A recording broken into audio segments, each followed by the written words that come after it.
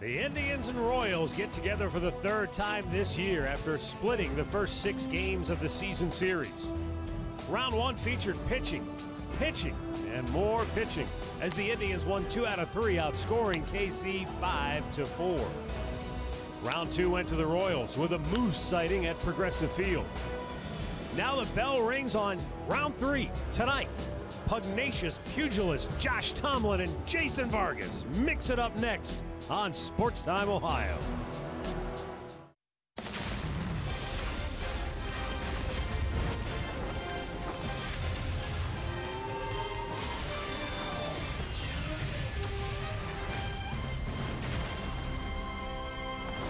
A beautiful evening in Kansas City, Missouri, as the Indians make their second trip of the year here to Kauffman Stadium. It's a 3-game weekend series between the Indians and the Kansas City Royals. Hi again, everyone. Matt Underwood alongside Rick Manning. Indians starting rotation is finally starting to maybe get into a little bit of a rhythm. It started with Josh Tomlin, who, Rick, really, if you look at his season, you take away 3 really bad starts in which he gave up 19 runs and a little less than 9 innings. His overall ERA would only be .323, and that's how well he's pitched of late. Well, we all know Josh is a command pitcher. The curveball has been very big for him recently in his last few starts. He cuts the ball. We know he sinks it. He throws the changeup, but command is what it's all about. This guy goes out there and throws about 85 pitches in 7 or 8 innings, and he's had a lot of success against the Royals this year. In his 2 starts, just a 1.13 ERA, and the 10 wins against the Royals are more than any other team that he has pitched against. So it's a good guy to come on the road, although he will be starting his second straight start against Kansas City. Among active pitchers, only John Lester has a better winning percentage against the Kansas City Royals than Josh Tomlin. We'll be back with the play-by-play coming up, but first, Alan Jensen will stop by with the showstopper. When we return, we'll check in with Andre Knott. It's all straight ahead. Cleveland Indians baseball is brought to you by W.B. Mason, the official office supplier of the Cleveland Indians. By McDonald's, I'm loving it. By your local Toyota dealers. Visit buyatoyota.com. Toyota, let's go places. And by Nature Stone, the only concrete solution.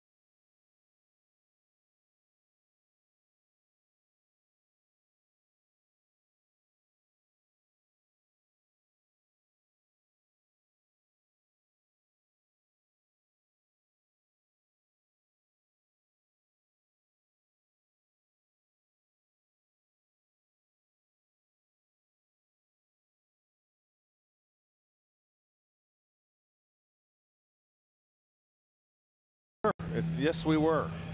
But it's always good to familiarize yourself with a new ballpark, new environment. And with more on that, we go downstairs to Andre Knott. Well, thank you very much, Matt. Yes, we were just here, and because the team makes 3 trips here, it's a little bit different at Kauffman Field with the outfield and how it's played. So today I sat down with Brad Mills, the Indians coach, to talk a little bit about playing defense here and how Michael Brantley has stepped it up the last few days in the outfield. Well, you know, his experience, what he brings out there is we missed in the outfield last year, not just his offense, but we missed that experience that he has out there in the outfield and the experience of playing in these ballparks like the one here in Kansas City. The one here in Kansas City is very rounded in the corners, and so a ball that's hit down the corner a lot of times, we try to hit balls down to the outfielders in pregame just to show them how the ball is going to react coming around. Because like at our place, the ball will get in the corner and it'll stay. Here it comes out and comes all the way around. Things like that can save us maybe 90 feet at 1 or 2 or 3 times during a game or during a series. So it's very important. Do you believe in momentum on a play like Brantley made a couple nights ago, where there was a guy off the plate, offense comes up, or is that something we make up? No, I think there's always something because it makes everybody feel good. Here's a guy that makes a good play, catcher makes a good tag, guys out. We took a run off the board for them. Now, you know, now here we go, and hopefully we're able to keep it going and get a couple of base runners and maybe keep the line moving. What have you thought of Bradley Zimmer so far in the outfield and bringing him to a place like this? You talk about having a guy like Brantley that knows it. What do you got to teach him, you know, about a park like this? Well, the thing is, and the big thing for Zim, and the one thing that he does very well is take balls off the bat during batting practice. And I think when he's never been to a place like here in Kansas City, to take a lot of balls off the bat and really kind of learn how big the alleys are, because in right center and left center there's a big area there, and with his speed we're going to get if they hit balls there, we get a good chance to watch him lope. But hopefully they don't hit a whole lot of balls in the alleys, but at the same time he has done such a good job with his routes and reads since he's been here, and we're hoping that that'll continue, not just here but for the rest of the season, and for sure at the big ballparks like this place in Colorado. Speaking of here, you came here last year, and I remember there was a game where you had Chisenhall and Naquin playing a little more shallow. Now, is that something that you can pick with the pitchers, or what made that happen last year? I know you didn't stick with it forever, but they did play a little bit more shallow at times. Well, I think it kind of depends on who the hitters are and who the pitchers. We try to match those guys up as much as we can, and find out exactly where they're going to hit the ball. We just try to put them there where we think they have the best chance of hitting the ball. And kind of go from there. And if it happened to be a little bit shallower on the corners, then so be it. But at the same time, we just don't want to just put guys out there. We want to put them for a reason, and then kind of go from there. Rick, it's interesting when you think about Kansas City and then Coors Field in Denver. 2 road cities where defense really is at a premium. Well, here you basically have to, play the alleys and you give the lines. As he said, the ball, it's circular down there down the lines. The outfielders can get back there and let the ball come to them. But you try to take the triples away from this ballpark and, from the alleys.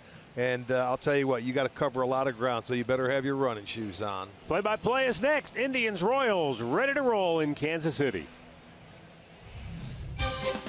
Cleveland Indians baseball is brought to you by Levin Furniture. For the best deals on furniture and mattresses, shop Levin's.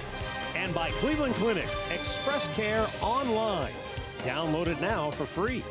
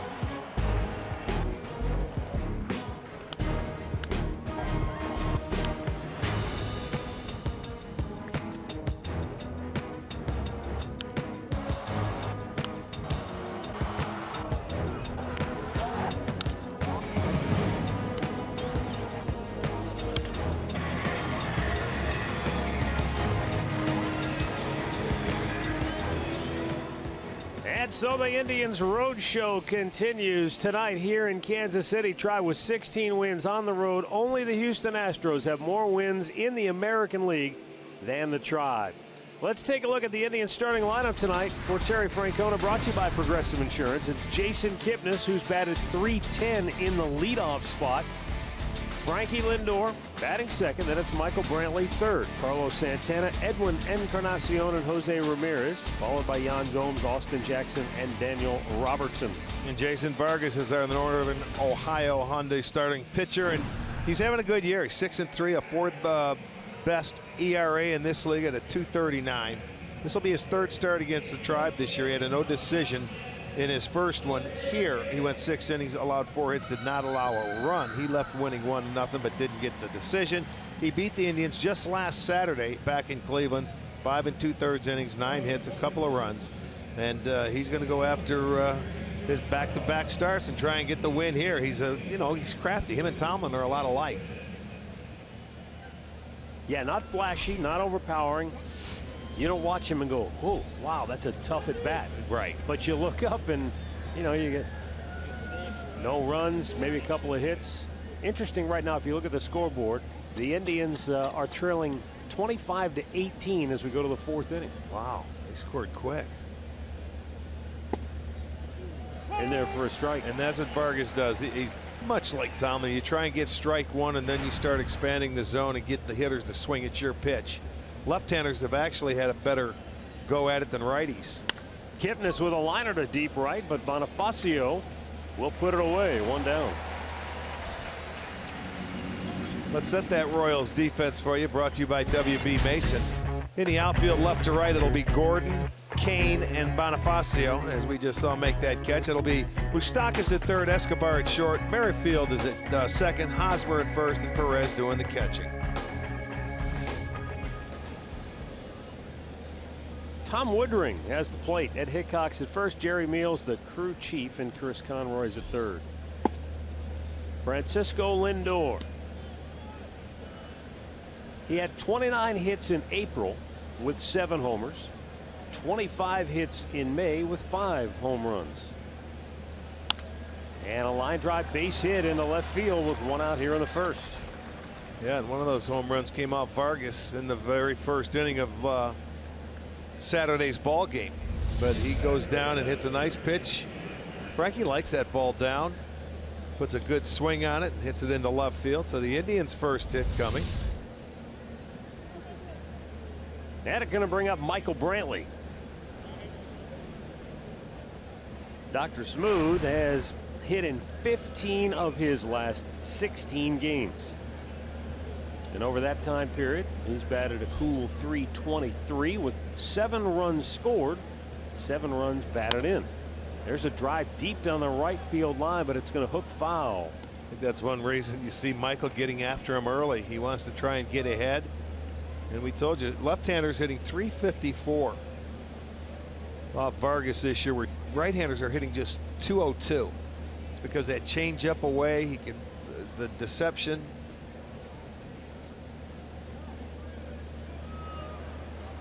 Lindor has stolen 3 out of 4 on the year.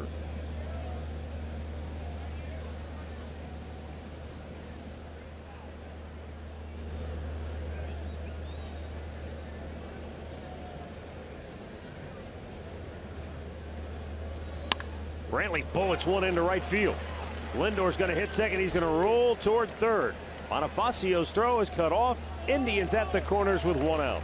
You know, you talk about this outfield. Here's another thing that base runners can do. That was why Lindor could go first to third, because they're playing a little bit deeper here. They don't charge it, and they've got a much longer throw. Michael goes in there. Not sure if that was a changeup or not inside, but you see where Frankie had to bend down and let that ball get by him. Still had time to get to third base. So they go first and third, 1 out, and a good opportunity to get on the board early. Especially when you've got your best hitter in many respects with runners in scoring position coming up. Santana leads the team with 16 hits with runners in scoring position this year. And he takes ball 1.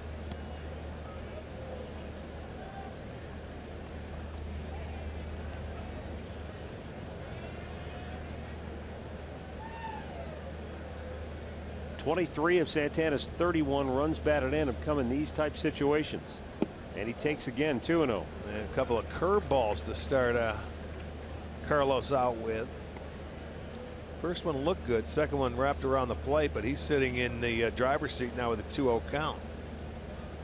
Patience. But can he maintain that patience? Yeah, he can. He can. Let him come to him. Chops one up the middle. Double play ball for the Royals, and they're out of the jam. Patience went right out the window. The Royals are coming to bat.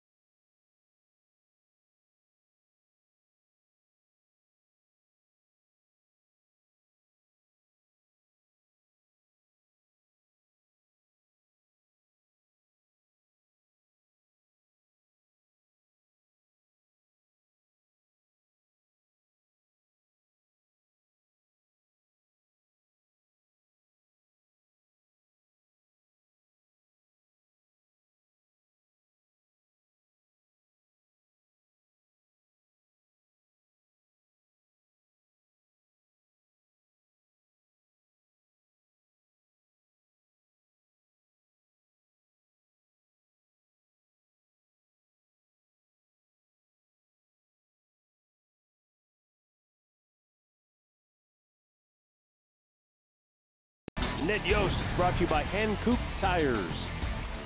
Alcides Escobar, the leadoff man. Mike Moustakas batting second. Lorenzo Cain will hit third. Red hot Eric Hosmer batting cleanup. Salvador Perez is fifth. Jorge Bonifacio sixth.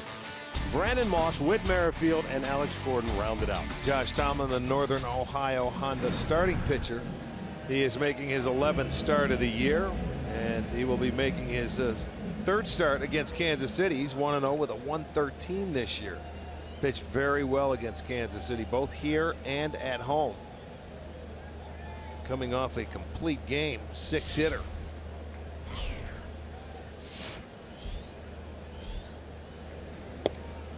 A little bit outside, ball one to Alcides Escobar.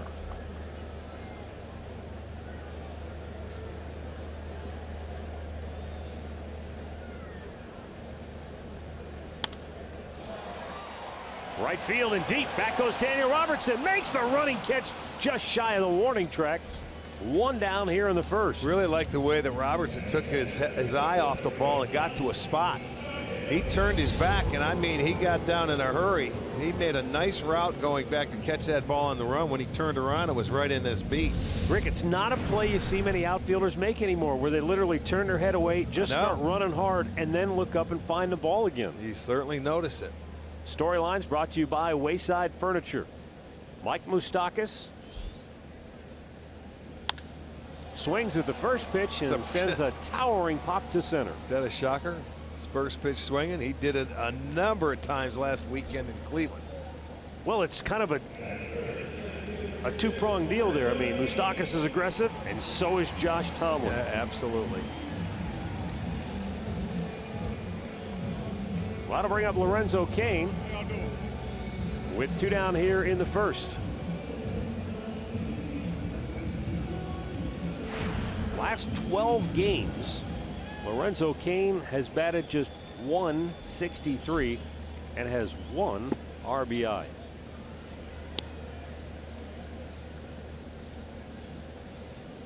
Well, you look at him on the year, man, he has 10 for the season. That's hard to believe, and you're hitting in the number 3 hole. I mean, I know Kansas City, they have struggled to score runs this year. They're last in the league in batting average, last in runs scored, last in doubles, last in walks. But you would think they would have more opportunities. Now the 1-1. Wow. Kane took a mighty hack, came out of his toe hold, and he's in the hole 1-2.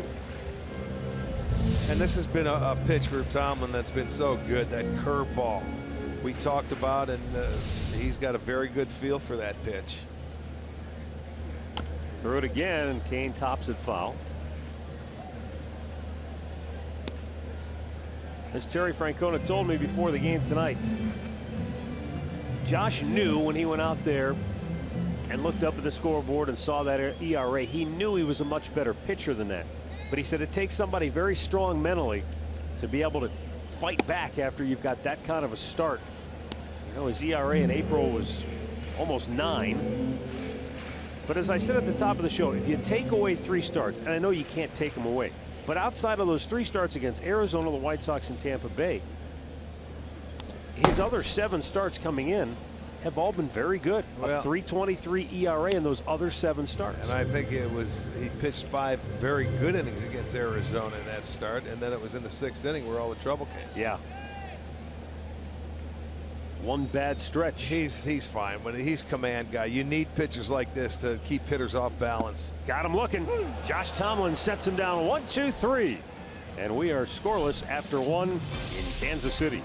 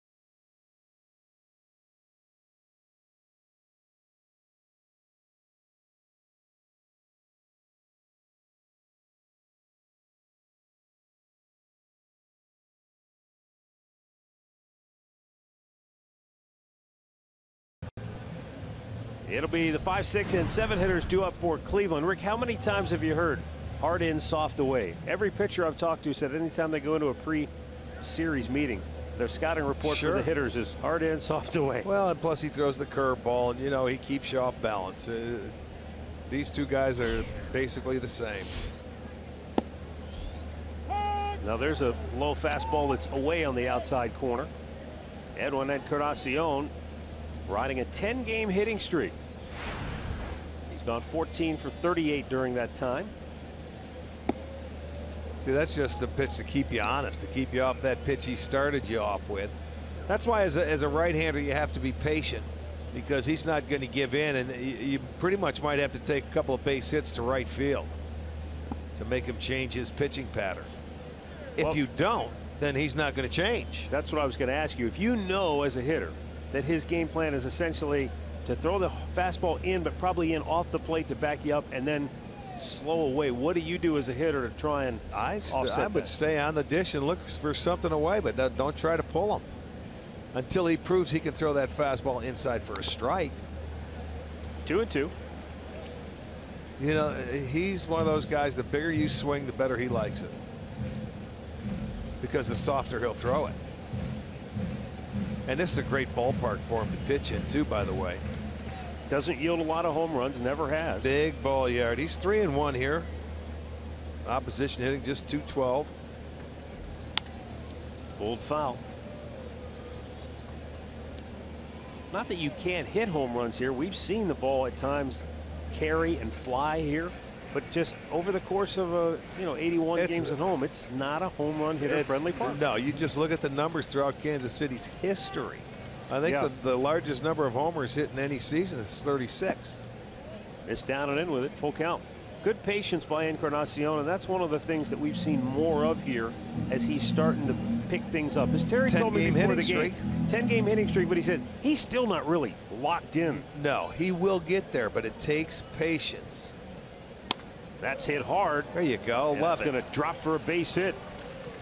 Good at bat for Encarnacion starting the second inning. Yep.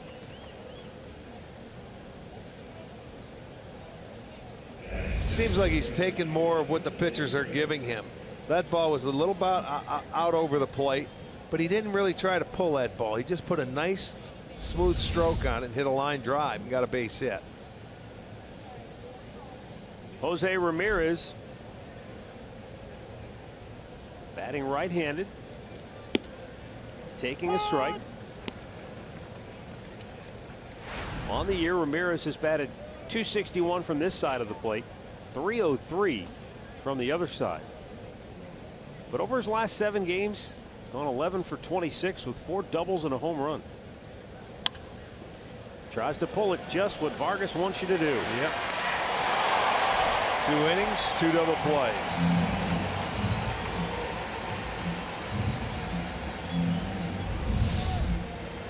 Well, that's what you see. That's that low breaking ball down. And the only thing he can do is probably beat it in the ground, and it's right into the tracks of the Moose, who turns the double play. 5-4-3. That's a good example of what you were saying, though. To sort of combat what Vargas is trying to do, you want to go on the plate, and if he throws that breaking ball, that might not have been a great example of one, but you want to try to hit it the other way. You don't want to try and yank that thing. And then you have to take the fastball in, and that's where he started Jose off, with a fastball inside. It's a matter of give and take. Yeah. It really is. And you know, a lot of times pitchers don't like to pitch against the same club back-to-back starts. Well, both these guys are doing that tonight. Vargas pitched last Saturday in Cleveland. Tomlin pitched last Sunday. Kansas City was off yesterday, but since he's been a Kansas City Royal, his record is 5-1 against the Indians in 10 starts. So he's had a lot of success. 34 years old. He's in the final year of a 4-year contract he signed with Kansas City back in November of 2013. He had the surgery and he missed some time, like so many pitchers do. But now he's back in time to test the free agent waters again. Bouncing ball to short, routine for Alcides Escobar. And we'll go to the bottom of the second, scoreless in Kansas City.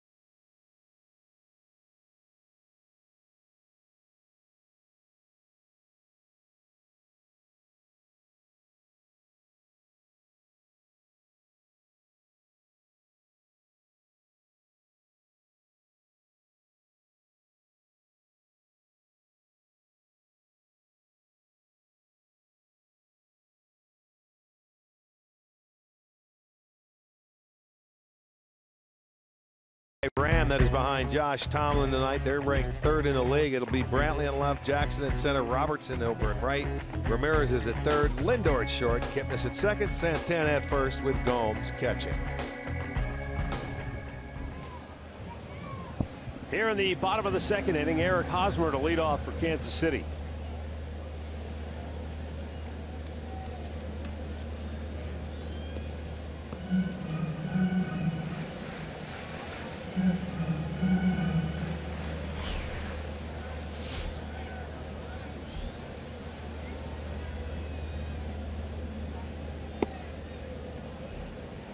Tomlin misses for ball 1.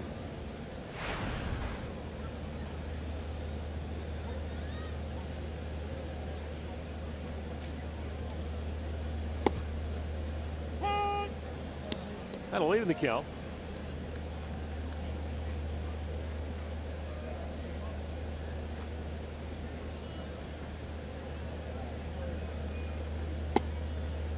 And Tomlin gets a hit. 1 ball, 2 strikes.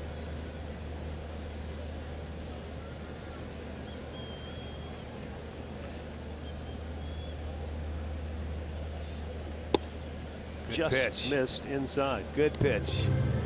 They locked him up in there, but at least made him conscious that you're not afraid to go inside.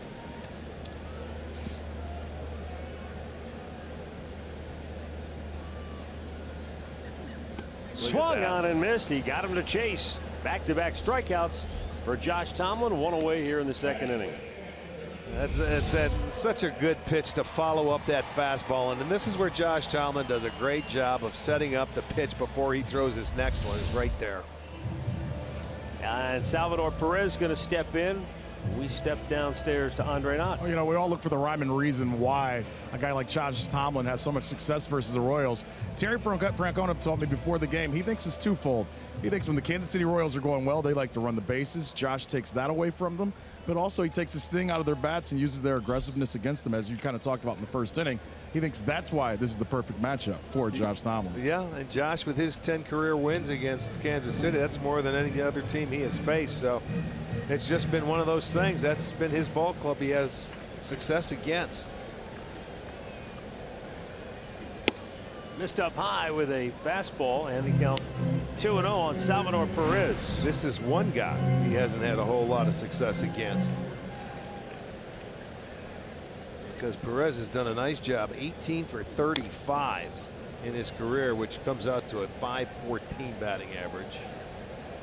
Well, I had a feeling Perez was going to be swinging 2-0 unless it was a pitch that was nowhere close to home plate, because Perez has walked 8 times on the year. Now, this is a Kansas City club that doesn't like to walk. They're dead last in the American League, and you add to that the fact you're facing a guy who doesn't walk people on the mound. And he throws strikes. Absolutely. There you go. Left field, right at Brantley. Bingo. But it was he got it on the barrel of the bat. Did hit it hard, no doubt. Rick, if you go back to the start of last year, Josh Tomlin and Clayton Kershaw are tied for walking the fewest percentage of batters among all qualified starting pitchers. They've walked, get this, 2.5% of the total batters they've faced since the start of last year. That's incredible. But you know what the amazing thing is? Tomlin would kill to have Kershaw's stuff and do it that way, because Kershaw has, you know, he's throwing in the mid-90s with a nasty slider and curveball.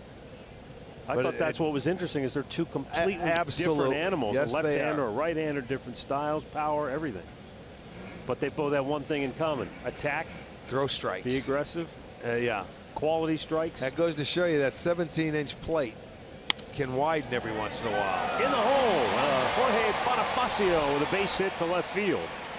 This guy's been a really pleasant surprise of a story for Kansas City. Maybe not a surprise for those in the organization that have watched him develop, but those of us from the outside saw them acquire Jorge Soler from the Cubs in the offseason, and yet this guy's playing so well, Soler can't get off the bench. This guy's getting the playing time. That's right. That makes a difference. He's one of their own. He had an opportunity to go out there when Soler was hurt, and guess what? There's no more job. Yeah. He's taken it and run with it. Yes, he has.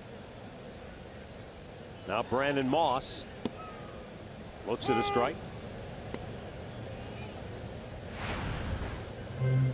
Moss is 0 for his last 10, and those numbers are not deceiving. He has pretty much been a home run or nothing type hitter for Kansas City.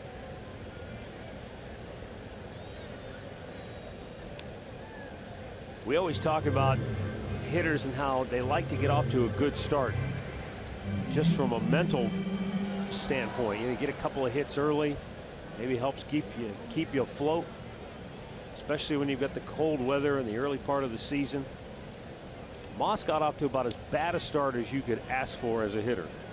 He was 1 for his first 25, and he probably has been trying to dig himself out of that hole ever since. He was. You know what? He hit his 9th home run and had his 3 RBIs, which gave him 14, which is where he stands at now. A week ago, he ended their 0 for 35 slump with runners in scoring position, if you remember, back in Cleveland, where he hit the 3-run homer.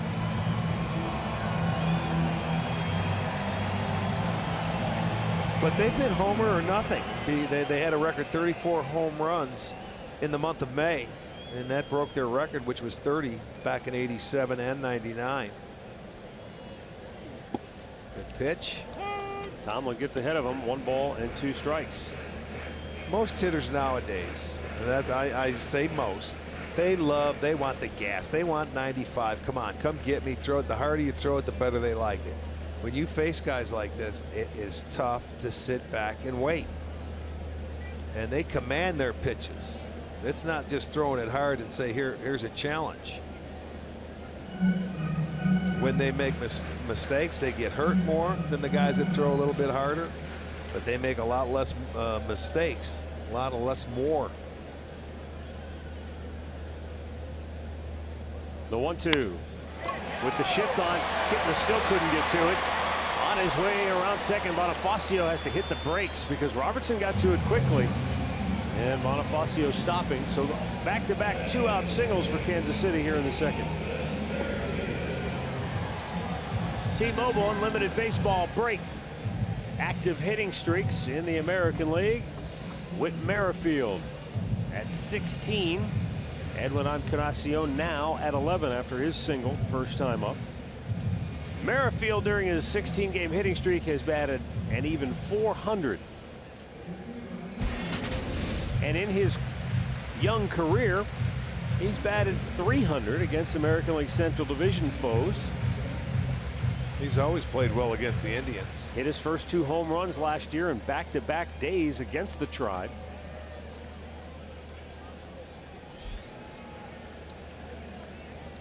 So 2 on, 2 out.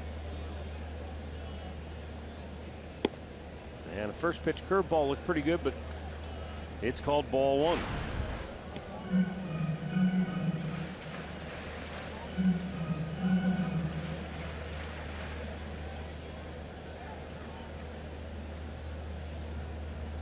After 2 quick outs, back-to-back singles for Kansas City, extending the inning.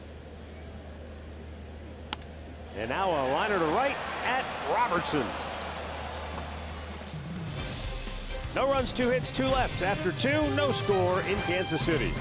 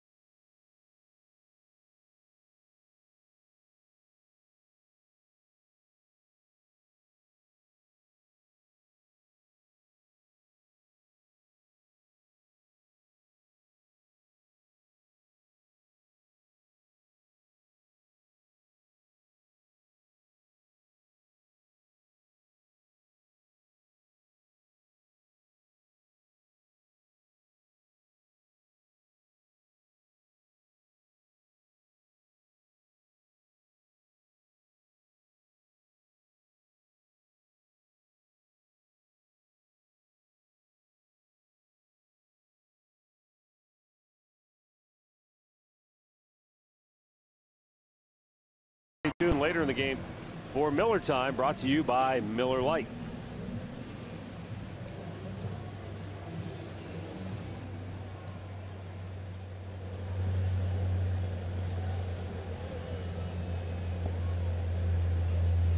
Austin Jackson leading it off, and Vargas tries to nibble on the outside corner, but he just missed.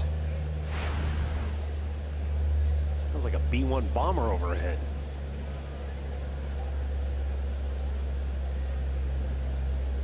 Austin Jackson way out in front of that one, 1-1.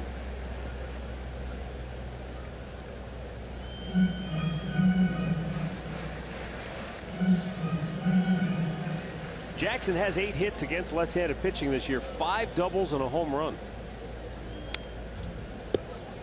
He's also drawn 4 walks. And since coming off the disabled list, trying to find his rhythm. He's had a really nice stroke that first game he came off going to right center field. Down low with it, 2-2. You would think that that approach would work out very well against Vargas.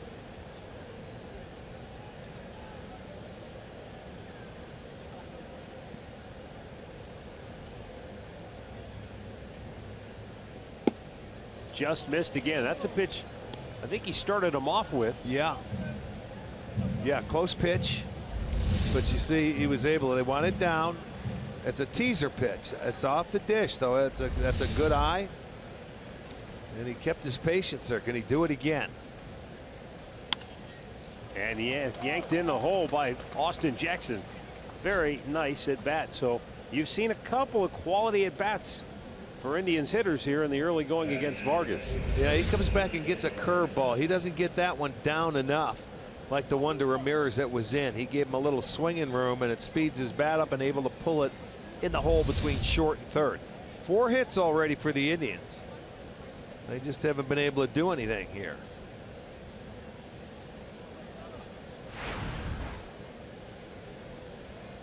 Daniel Robertson has a hit in 7 of the 9 games that he has started since joining the big league club. Tries to pull it once again, hits it right into the glove of Moustakas, but Robertson hustling down the line beats out a potential double play ball. That was almost a carbon copy of the Jose Ramirez at bat in the 2nd inning. Yeah, he just didn't hit it hard enough, and then he was able to get down the line just to beat it out. That throw from Merrifield over to Hosmer.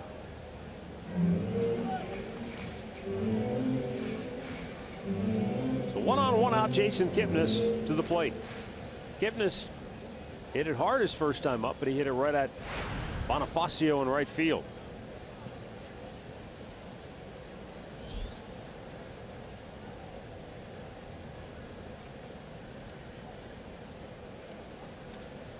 Jason has batted .310 since moving into the leadoff spot. He's had 5 doubles and 6 homers, 14 runs batted in during that time.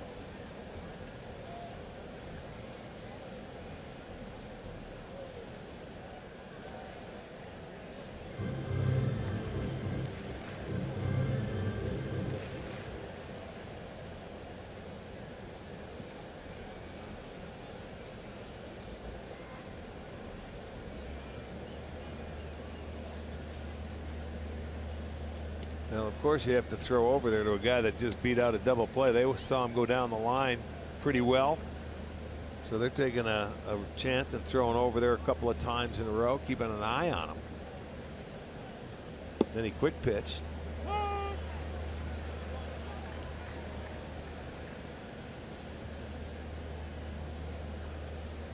Jason Vargas doesn't walk many, period. But when it comes to left-handed hitters, he's walked 1 since the start of last year. Wow. Well, they've been able to hit their way on better than right-handers. Yeah, that's well, as you said, it takes away his changeup to a degree. I suppose it's not that you can't throw it, but he's not as likely to throw it. Yeah, we'll keep track. I'll try and keep an eye on if he throws any changeups. You know, the off-speed pitch, Brantley had a good at-bat and lined a base hit his first time up. Those are the only left-handers in the lineup. Robertson got a great jump, but Kipnis rolls it on the ground to Merrifield. Robertson in the scoring position, but now there are 2 down. Stat of the game is brought to you by Buick. Longest streak with a home run for the Indians came to an end yesterday. Yes, it did.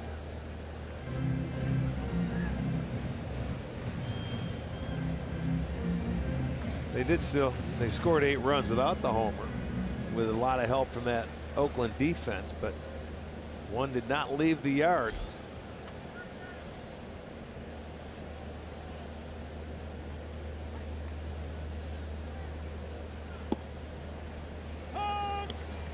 Francisco Lindor singled to left his first time up. Yeah, he might be careful here with Frankie. Hit a home run off him back in Cleveland. Got that breaking ball for a base hit. His first at bat to left field between short and third. Change up down and away. Lindor's hit in his last 3 games. 3 for 9 with a home run. Ordinarily, you would say base hit scores your run with 2 outs here, but a base hit, hard hit ball at Gordon and left, not a guarantee. He's got a tremendous throwing arm. No, but I will say this: Mike Sarbaugh will send him with 2 outs here. You've got good wheels on second base. He doesn't care. You got to get going because you're going to be off at the crack of the bat with 2 outs. Nope. Popped him up. Center field, Lorenzo Cain. And the side is retired. So the Indians have 4 hits through 3 innings, but no runs on the board.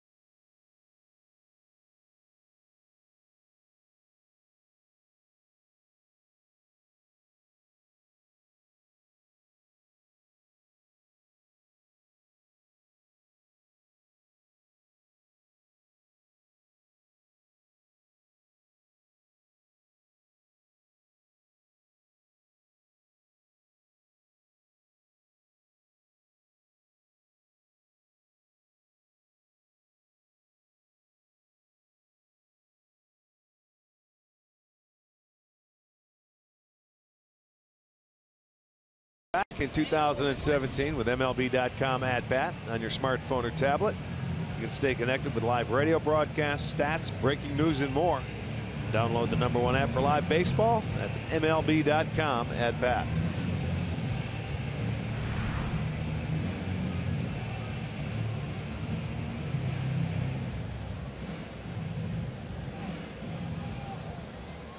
Josh Tomlin will go to work against Alex Gordon. Gordon just 3 for his last 21 at the plate, and those 3 hits were singles.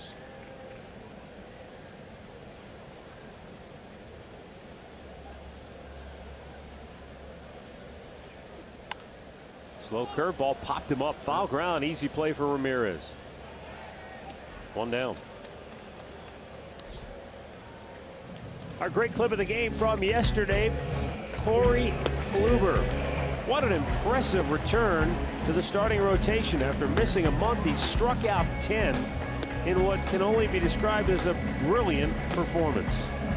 Oh boy, he had that breaking ball working all afternoon long, and he stayed with it. A couple of change-ups to the left-handers, moved the fastball around. Nice to see him back.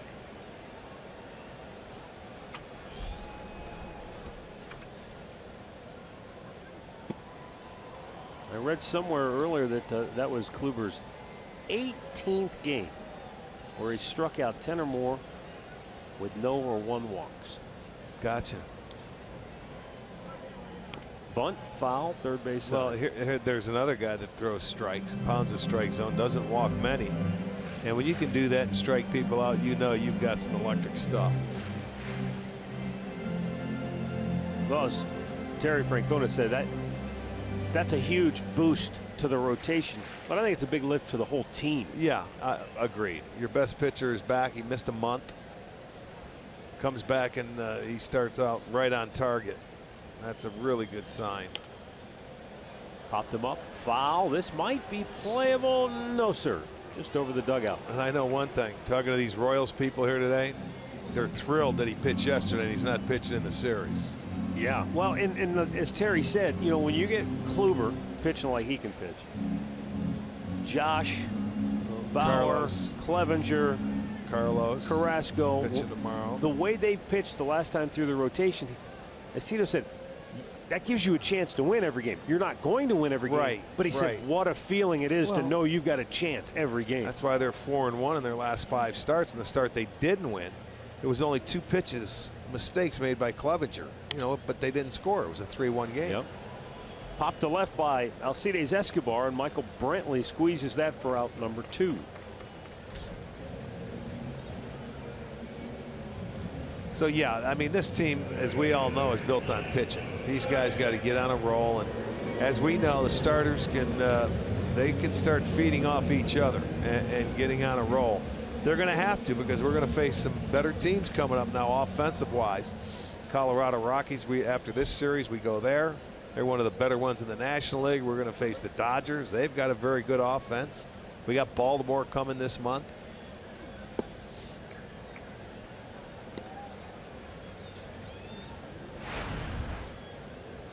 Mike Moustakas fly to center in the first. Grounds it foul. Oh, that hit a lip. Took a hop. What did that hit? That cutout at first base, right even with the base in foul territory. Took a rabbit hop straight up in the air. Yeah, it sure did.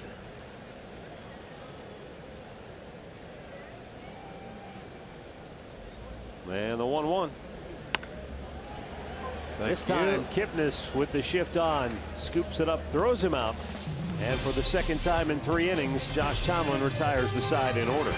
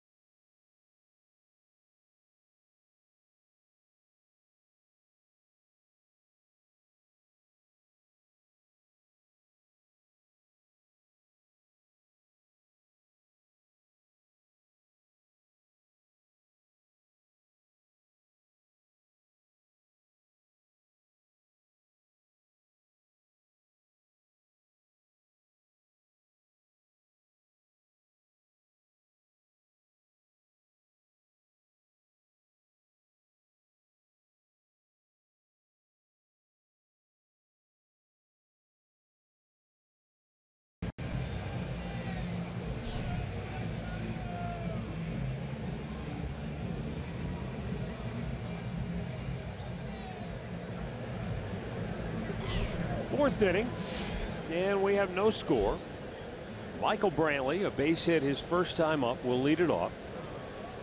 Brantley has now hit in 16 of his last 17 games, and he smashes this one to right field, and that's another knock. He's had some good aggressive swings tonight, and he's jumping out early. He's getting after it, and normally Michael doesn't do that. But I watch the aggression here. He gets a ball up that he likes, man. Fastball in, 85. That's tops today, and he's able to turn on it, man. That's good swing. He's 2 for 2. They've had their leadoff man aboard their last 3 innings. Just haven't been able to do anything with him yet. In the first inning, it was back-to-back singles after 1 out, and then the double play took place off the bat of Carlos Santana. Hit on the ground foul, third base side.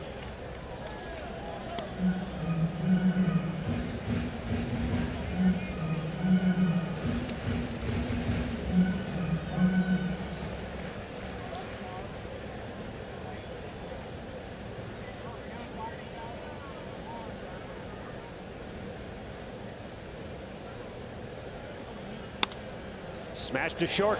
Escobar to a knee. To second for 1 on the first, a double play.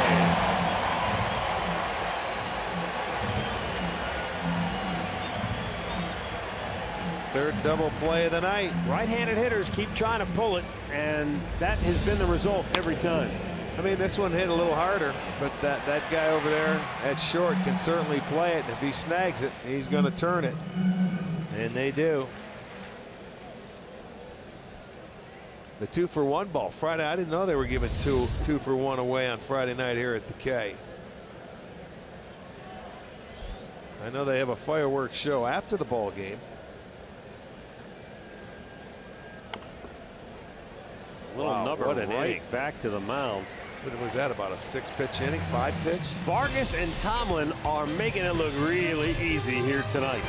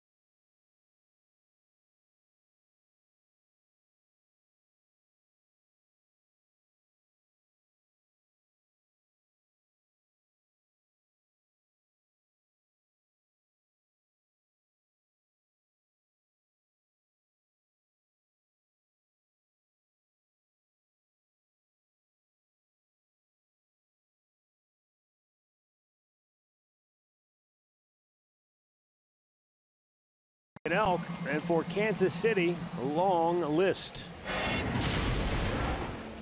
And one of the guys, Danny Duffy, we just saw recently. In Cleveland, yeah, that's where he hurt himself. Yeah, it's an oblique injury, which, as we know, for pitchers can be very problematic. You remember, do you know when he did it? Remember when he was covering first base? Yeah. And he went to tag first and missed it as he lunged at it? That's where he hurt his Isn't that oblique. amazing? Yeah, it really is. I was talking to Jeff Montgomery, their pre and post game guy, and he was a pitcher. He says, man, we never heard of obliques. He was just covering first base. Pop up on the infield. Lorenzo Cain quickly disposed of, 1 down. go down to Andre. Well, tonight you guys are talking about when you go against a pitcher that's throwing in a certain way, how you got to go where it goes. Well, for Eric Hosmer, he's done something that's helped him tremendously. And getting a quote from him earlier today, he says by using the opposite field, he feels like he's a better hitter. Look at that. In the American League, he has 23 hits the other way. But you look at all those hitters up there, pretty decent hitters that use all the fields. Yeah, absolutely. Well, Dickerson's using it this year more so than he has in the past, but Hosmer had 40 hits in the month of May. It's a heck of a month. He turned it around after his month of April. But to me, you're able to hit more pitches if you use the whole field as opposed to if you only use half that field. You're giving pitchers opportunities for easy outs.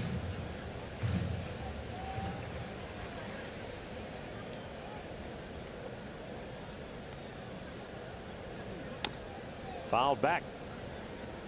And a count 1-2.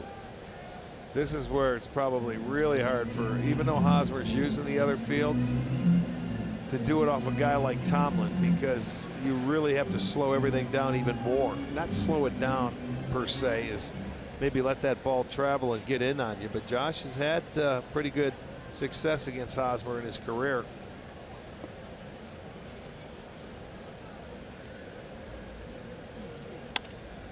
Boy, he almost kept that fair.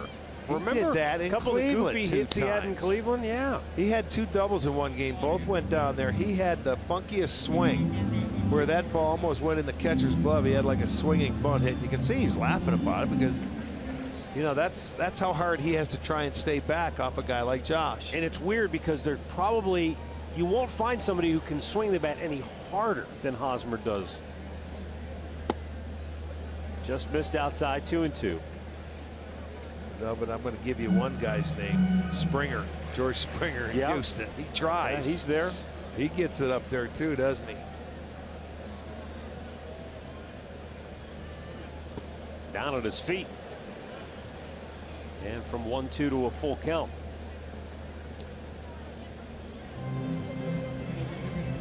I know they're not anything alike as hitters, but I'm going back through my mental Rolodex here. I'm thinking of Gary Sheffield, who when he swung, when he decided he was going to swing, there was no in between. It was all or nothing. Yeah, he swung it hard, no doubt. Swung out and missed.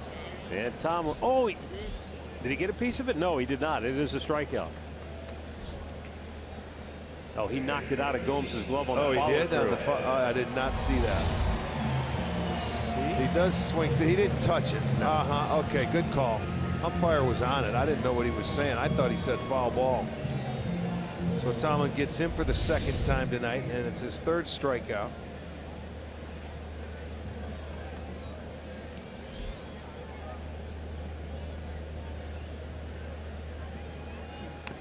And a foul right back.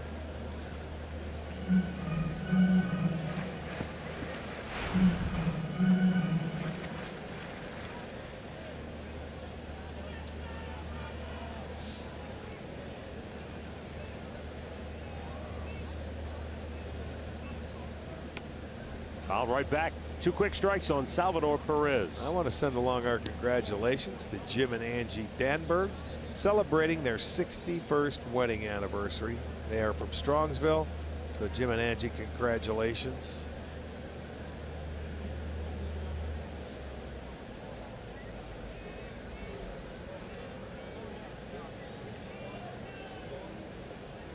Now the 0-2. Swung out and missed. Josh Tomlin, with back-to-back strikeouts, has now retired 7 straight here in Kansas City.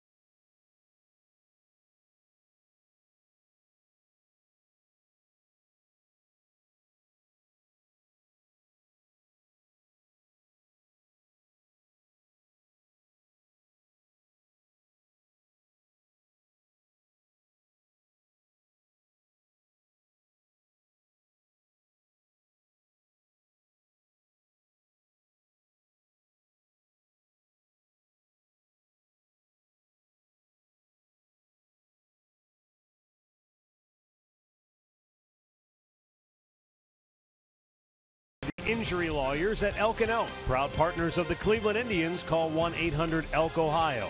And by the stylish 2017 Kia Optima.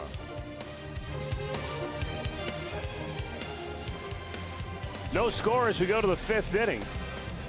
The Indians have banged out 5 hits. They have a hit in every inning, but they've hit into 3 double plays so far.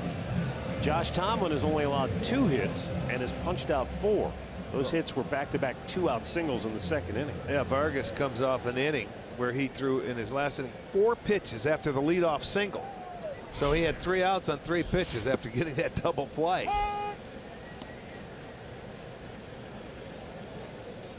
Jose Ramirez, he grounded into a double play his first time up.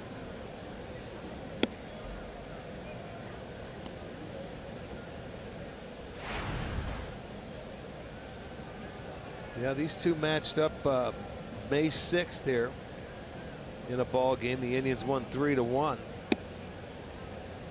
Josh Tomlin, he got a no decision. Vargas, he got a no decision because the Indians came back. Josh left trailing 1-0. That's when they hit a couple of home runs late in the game to come back and win it.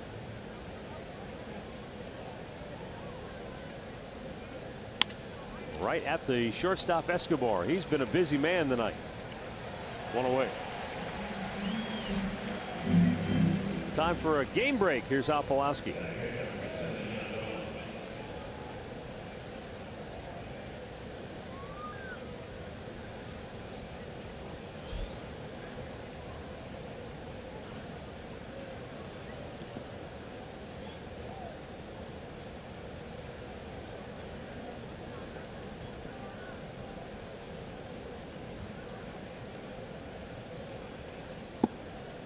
Yeah, very impressive. Those Dodgers will be in Cleveland in the middle of June.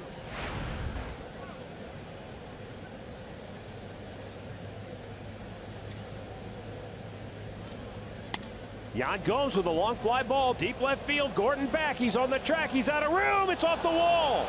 Headed to second base with a 1-out double is Yan Gomes.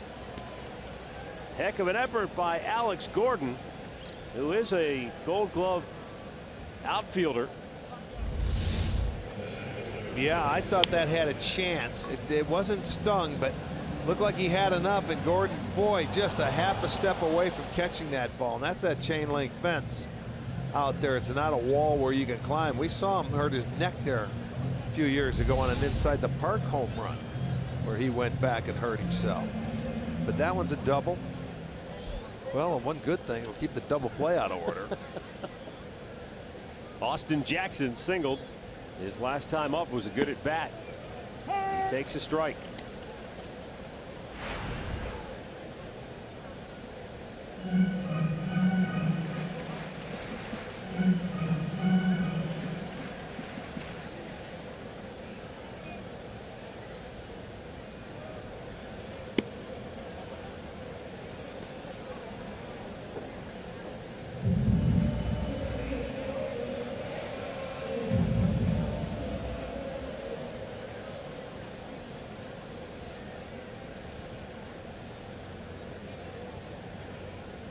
Now the 1-1.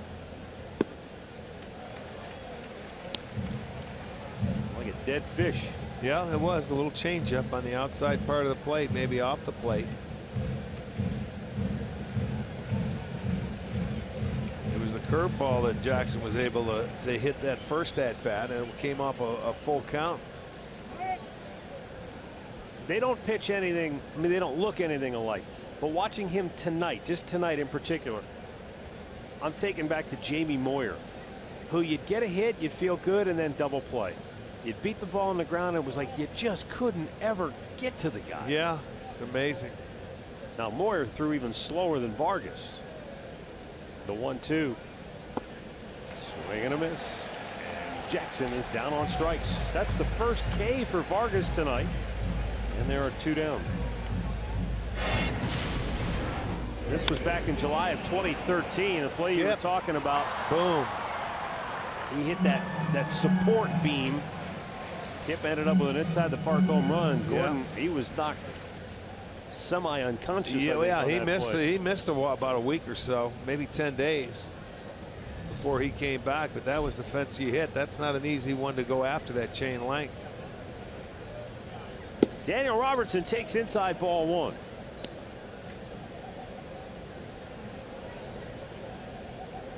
.50 pitches so far for Jason Vargas. 34 of those have been strikes.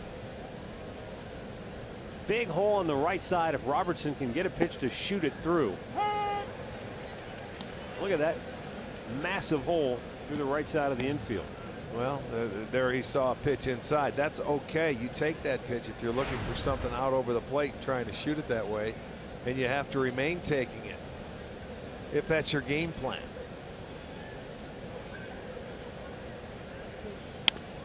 He tries to chop it through the left side. He forced him to pull the ball. To no avail. Another hit. But still no runs. We're halfway through. No score.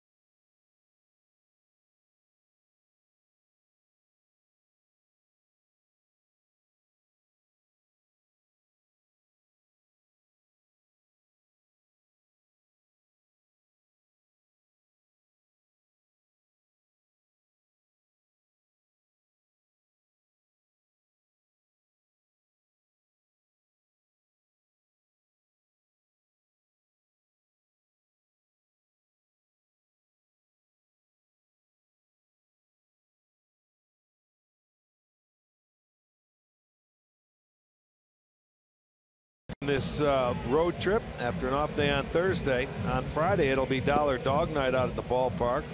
That's June 9th. The Indians will host the Chicago White Sox. You can get beers out in the district 5 to 7, $2 cans, and plus 10,000 fans are going to receive a celebration banner. You can stay after the game for fireworks. That'll be presented by Pepsi. Just go to Indians.com for the tickets.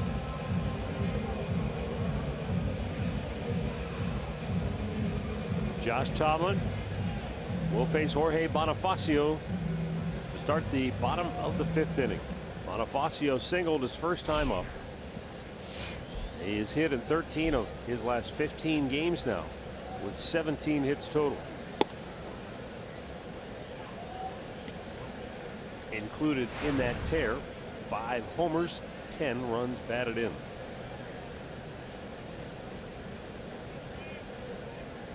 His older brother Emilio Bonifacio was not nearly as big, and he was more of sort of a role player, an extra guy, utility type role. Didn't have nearly that kind of power, but it's pretty neat that they both ended up playing in the same organization and both got to the big leagues. Yeah.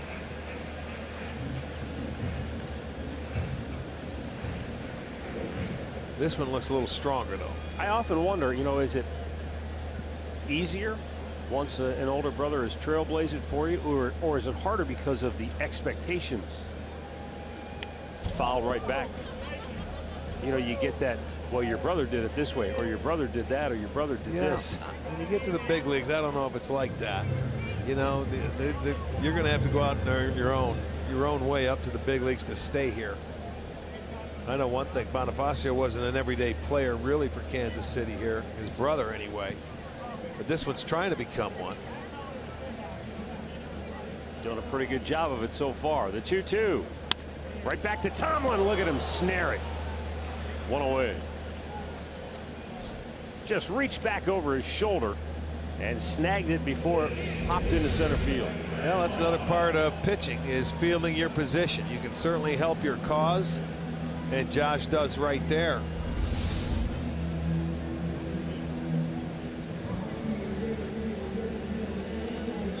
And so one down for Brandon Moss.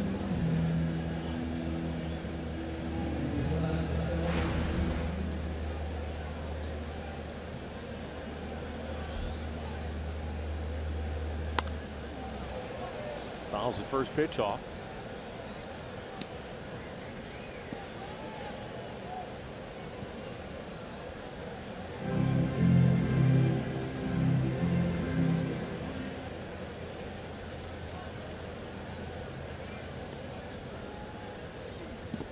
Chased it in the dirt. It's 0-2. Yeah, Moss is having a little talk with himself right there. It was a curveball down. He saw it and he said, I'm going to go get it. But you know what? It never reached the plate.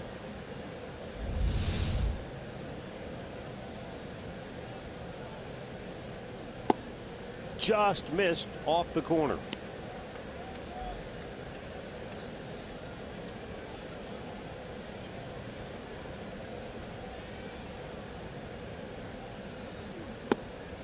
And down on strikes goes Brandon Moss. He went wailing away and came up empty. That's 5 Ks for Tomlin. Well, you're going to see how Josh attacks him. It's going to be breaking stuff and a lot of it. The curveballs, and then puts him away with another one. He got him to expand his zone 2 times in that at bat.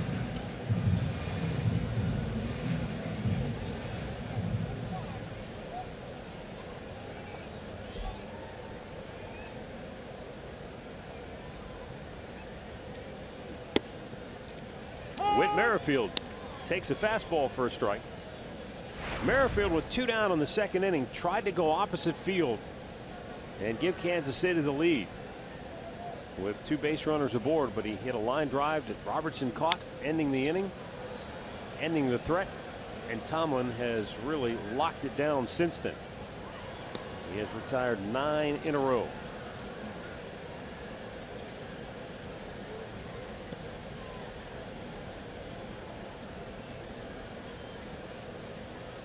Robertson made a fine running catch to start the game in deep right field. And the 0-2 up high.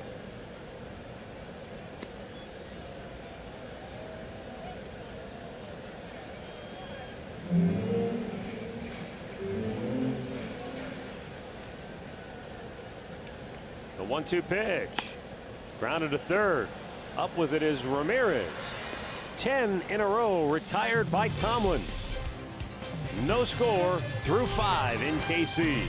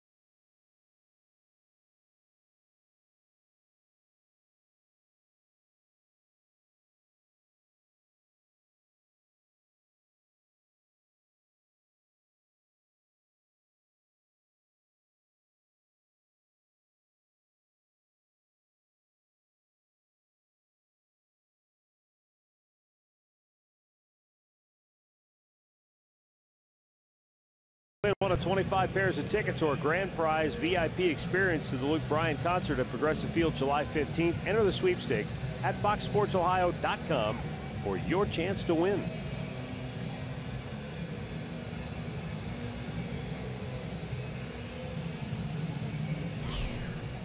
Sixth inning. No score. The Indians have out-hit Kansas City 6-2. The Tribe has had at least one hit in every inning tonight. But they've also hit into 3 double plays. And so Jason Vargas has been a frustrating foe to this point. Kipnis 0 for 2. Vargas missing, 1 ball, 1 strike.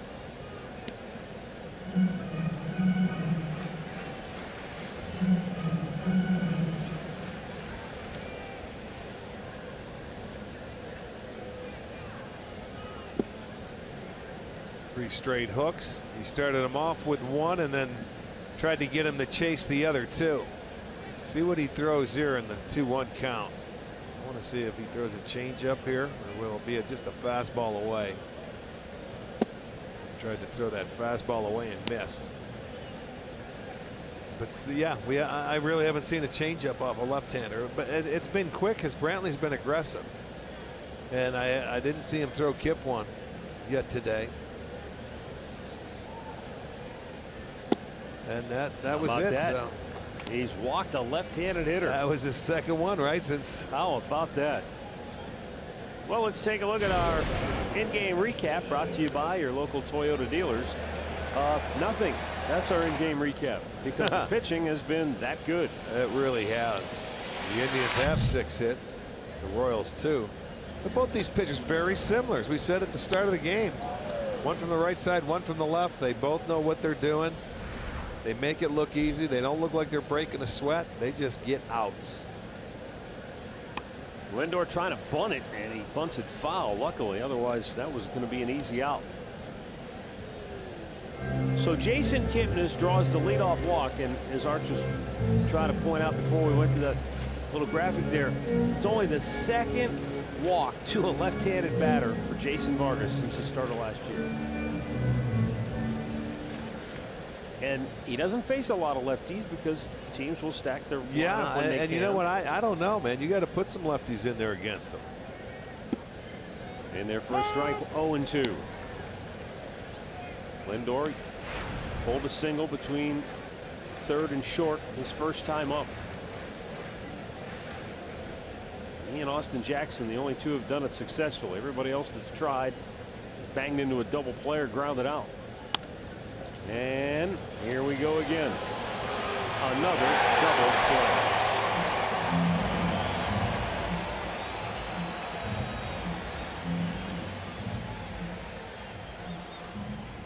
Well, there's 4 of them. And you're going to see Santana right back up the middle, an easy one, 4-3. And then it's a 5-4-3. Moustakas gets the other one, and the second off Ramirez, and then a 6-4-3. That was off Santana, and now Lindor, 5-4-3, and make it look easy. And in doing so, they're allowing Vargas to just cruise along. He's only hit 60 pitches. Yeah, nothing you can do.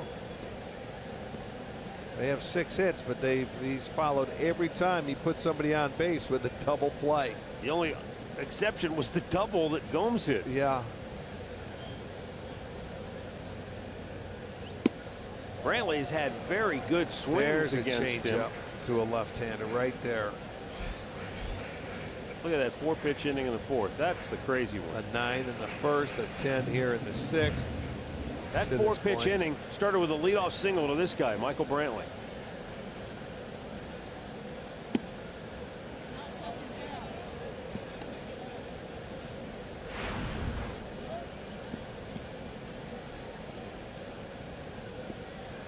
Brantley singled to right in the 1st inning. He singled to right again in the 4th.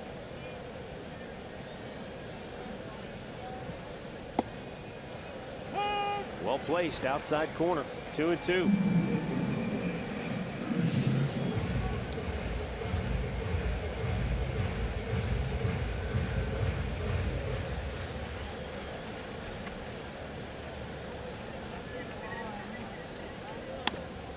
And a chopper in the hole. It's through. Somehow it had eyes, and it got between both Moustakas and Escobar. That's what they call the seeing eye hit. Moustakas just missed it with his glove, and I don't know if it went off his glove or not, or it went off of Escobar's. I think Escobar may have gotten a piece of it. That was a high fastball. No, it was. It hit him. It hit him in a foot. I think it was Moustakas who kind of deflected it right into the foot of Escobar. So the inning continues. Another chance for Cleveland as Carlos Santana steps in.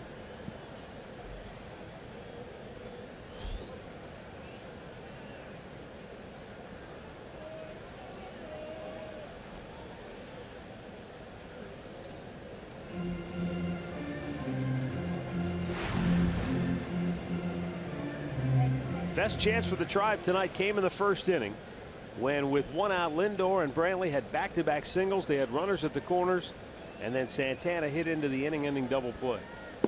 Well, that's the one good thing. He can't hit into a double play now because there's 2 outs.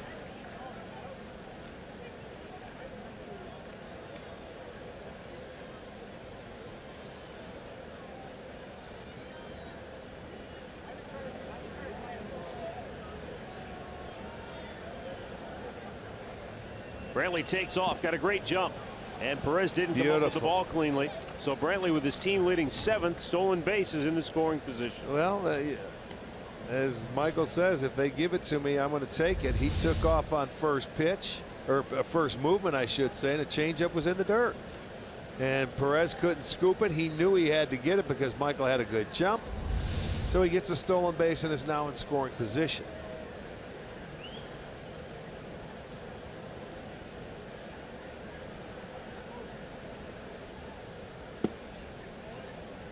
And it's 2-1. This was the count in the first inning. Remember, he had the count in his favor. Yes, sir. And then he banged it right at the second baseman to start that inning-ending double play.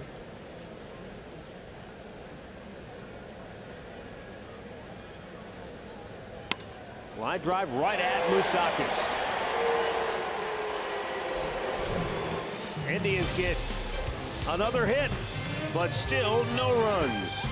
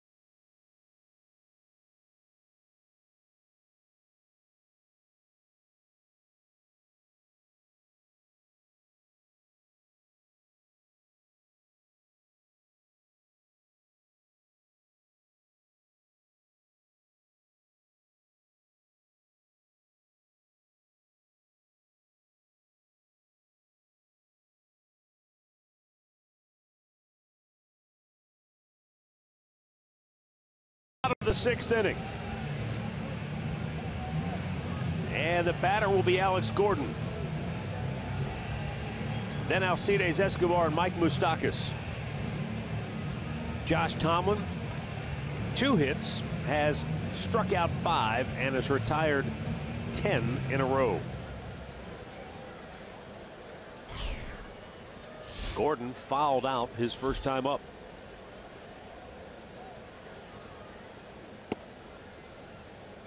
Outside, ball 1.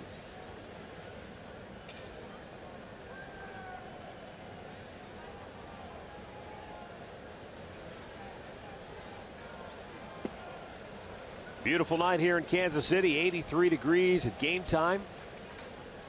Yeah, very nice. Big Friday night crowd on hand here at Kauffman Stadium.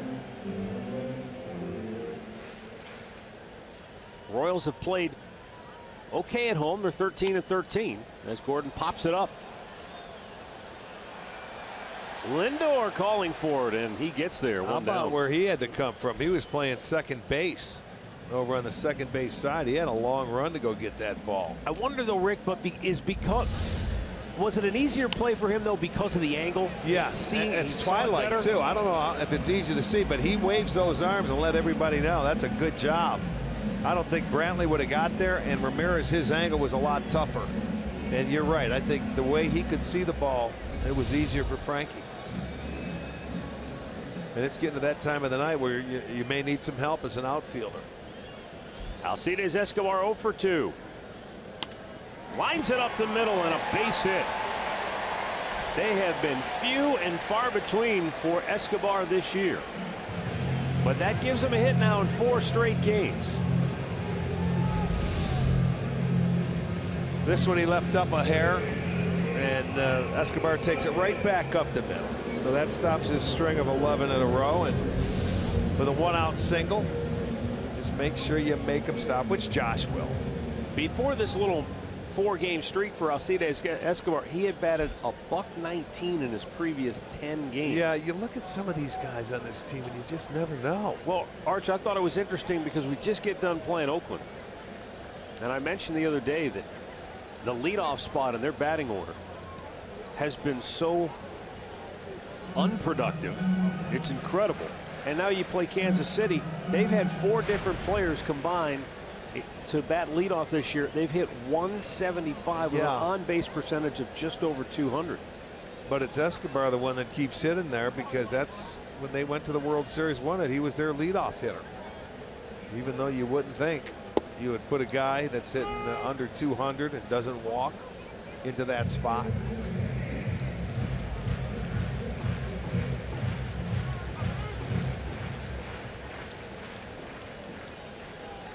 See if Tomlin can get a double play ball.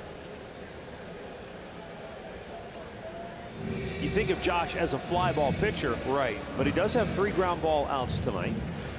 You do think of him more as a fly ball pitcher, and this is a guy that he has that uppercut. He's trying to hit it in the air. He's trying to hit it far. Good pitch. Gets ahead of him 0-2. Moustakas, he hit the ground ball out to Jason Kipnis with the shift on back in the 3rd inning. Good curveball. Boy, right at the borderline on that down. Yep. Yes, but Kip was way out in the outfield. If you remember, he backhanded that ball. So he's on the dirt this time. That one that he hit the last time might be a hit if he does it again. 0-2. Tomlin will try to get him to expand, you would expect. Popped it back. Climb the ladder. Change the eye level. Big low hook. See that strike? Think that's coming next, the old yellow hammer? Well, it might be, because he changes the eye level right there on that last pitch. Went fastball upstairs. Moustakas fouled it back. He has had a good curveball tonight. Good curveball. A lot of times, if he doesn't go inside here, 0-2, I may try one inside off the plate and move him off. He's tried, I think, after he goes in sometimes for that a little outdoor cutter, backdoor cutter. So we'll see what they have in mind.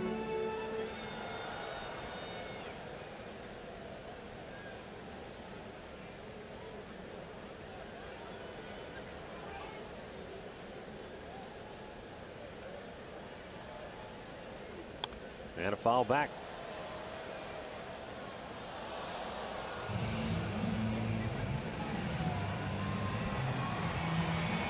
Couldn't tell if that was a straight fastball or if it had a little cutting action, but it's still 0-2.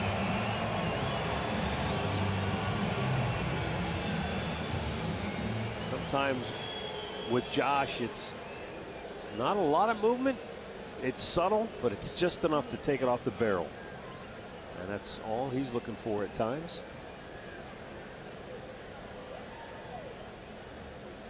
In the dirt, nicely blocked by Gomes, but into scoring position goes Escobar on the wild pitch. Now that's his first of the year. He rarely does he ever do that. I don't know if he spiked a breaking ball here. It was the curveball that he spikes. And that ball, you can see it bounce back into Gomes' chest protector. That allows Escobar to get himself into scoring position on the wild pitch.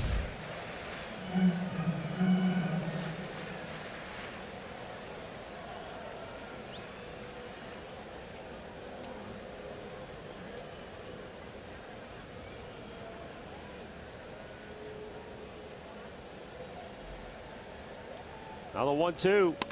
Hit on the ground right at Tomlin. He knocks it down. He recovers. Plenty of time. Yeah. Throws him out 2 away. No panic. To third base goes Escobar. No panic. It looked like it might have got him in the bare hand too. He was going there for make sure that he could surround that ball. He was not letting that ball get through. He picked it up. He knew right where it was. He gets the second out. So now an opportunity to get out of this inning. Looked like it just kind of climbed up on the heel, inside the heel of his glove, maybe. Well, a big out here for Tomlin, trying to keep this game scoreless. Lorenzo Cain is 0 for 2. Called out on strikes in the first, popped up on the first pitch he saw in the fourth.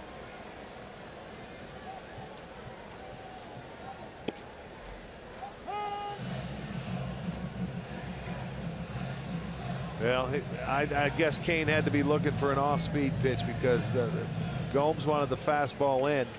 That ball was just right there out over the plate. So he had to be looking off-speed, not a fastball. Ran the fastball upstairs. Double up. Like it. 1-on-1.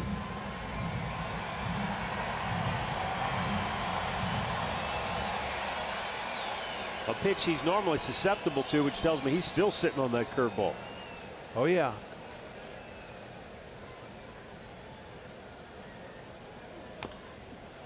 Slowly tapped. Going to be a tough play. Tomlin, barehand grab, throw to first. The call is out. The Royals may challenge. Yeah, they'll take a look at it for sure. They're going to look at their video guy, but I'll tell you what, that was a heck of a play by Josh to get it over there. It was a heck of an effort. I think Josh looked at Santana and asked him, what do you think? And I think Santana said yes. They will challenge the play. Yeah, let him challenge, but here you're going to see the replay. He's called out. Oh, boy. That may be overturned. If he's on the bag, the question is his foot on the bag? It looked like he was short of the bag and then dragged the toe across. At least that's what it looked like on that initial look there. Well, their replay guy in their clubhouse, they have a success rate of 77%. They're 10 for 13. And they showed the play on the scoreboard here, and the fans, of course, think that look, though, was blocked by the first baseman, Carlos Santana. You can't tell. The one thing I want to see is, did his foot come down on the bag, or did he come down short of it and then drag the toe? And if that's the case, did the throw maybe beat him? When his foot comes down, it looks like he clearly beats the throw. My only question is that foot on the bag, or was it just shy and did he have to drag the toe? And that might be too tough to see. Well, it was certainly bang, bang, no doubt about it. Here's this one out. You can't see from this angle. Well, they've made a quick decision. Well, his foot's going to save. I guess he is on the bag. Yo, his foot was on the base. If you could see where his heel hit the ground. So he did beat it out, and they're going to get a run.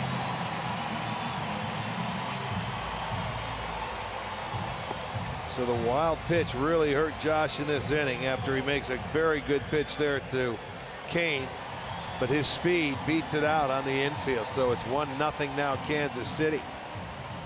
So a good challenge for Kansas City. Still like to see that other angle if we get a chance that we showed the first time. Eric Hosmer, 0 for 2, has struck out twice tonight.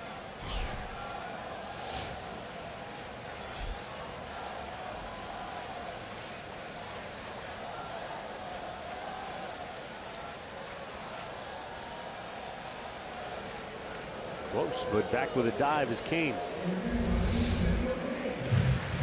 Sorry, now watch the foot. Does it come down on the bag? Or does it look like he's dragging it across? I guess he must have come down on it. No, he hit the front of the bag, I think, with that foot. Got his big toe on it. Sergeant Hulka. It got there. Gets the Royals their first run of the game. Yeah, he's a long strider, man. He's 12-0. He's stolen 12. Hasn't been caught yet in stolen bases. That's why Josh is going to pay a lot of attention to him.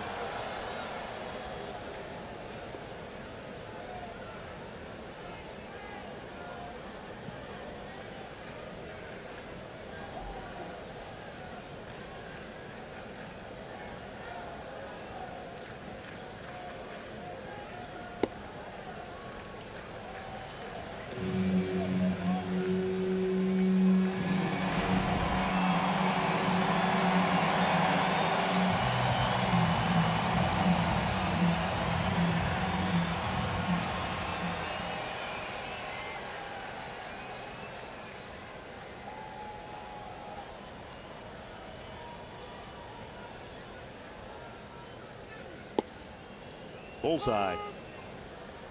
1-1.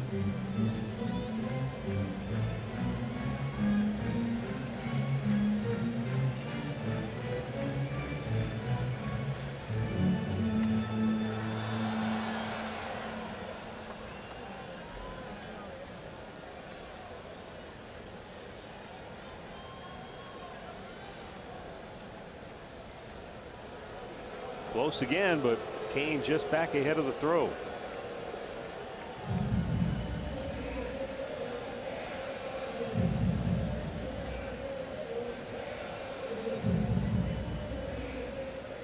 One ball, one strike, runner at first. And 2 down, and Kansas City now leading it 1-0.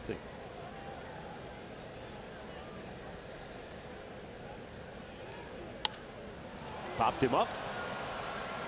Lindor calls for it. Inning over. Josh Tomlin's first wild pitch of the year helps lead Kansas City to the only run of this game.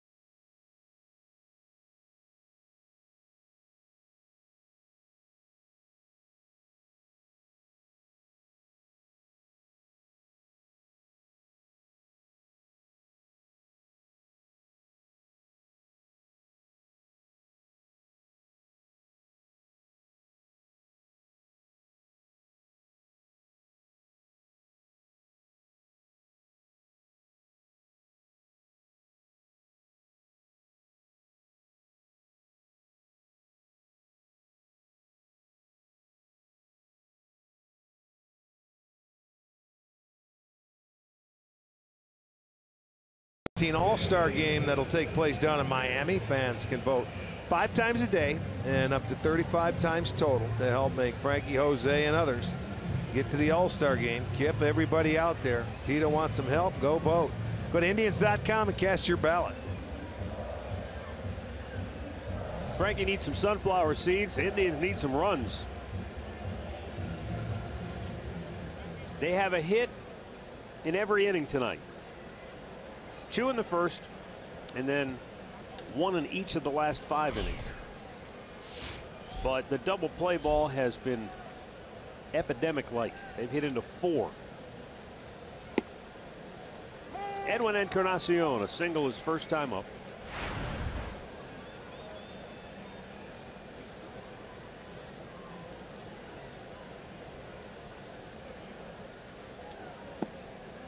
You could make a case that overall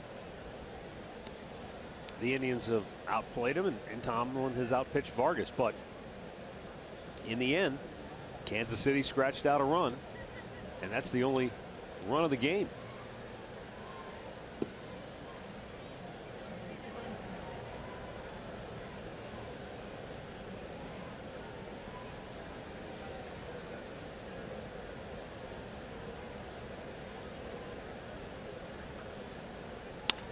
Ground ball to short. It eats up Escobar. He tries to recover. He still throws him out. Oh boy. Not many times will you see a shortstop bobble it and they have a chance to still throw him out, but he stayed with it. Jumped on it quickly. Once right there you see it, you say but he stayed right with it, and his momentum was going that way, so it was an easier throw for him. But he gets the first out. And here is Jose Ramirez. 0 for 2, banged into a double play back in the second inning.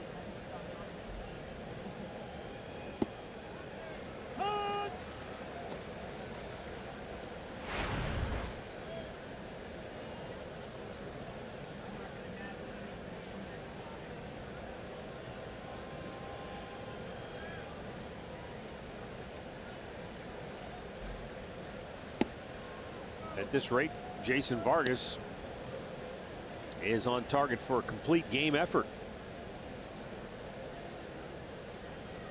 If Yost wants him to stay in there, later in you get down to the final outs. But boy, he's making it look easy, isn't he? It'd be tough to take him out. The way he's been able to keep the Indians hitters off balance, even though he's allowed at least a hit in every Scattered inning. 7 hits. Yeah. He's trying to retire the side in order for the first and only time tonight. In fact, this is the first inning in which he's retired the first 2 batters.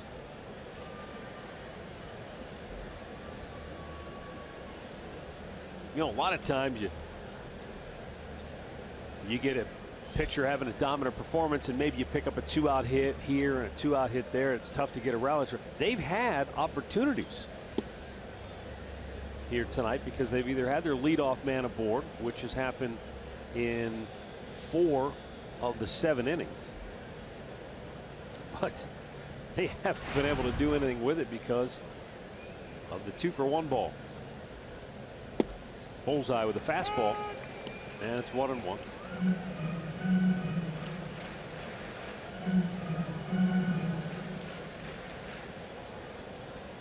Yan Gomes with a double in the 5th inning. He's been very good on the road this year, batting .310, 3 homers, 10 RBIs. And that was nearly a home run in the 5th. It hit off the chain link fence in left field as Alex Gordon raced back on it.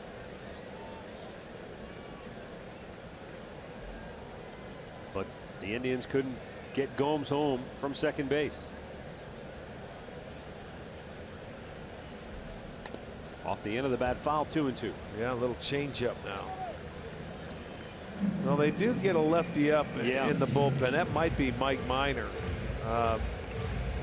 And I could see them. He's had a good month for them. He was pitcher of the month of May for the Royals, and he gets it up there. But right now Vargas is looking awfully good.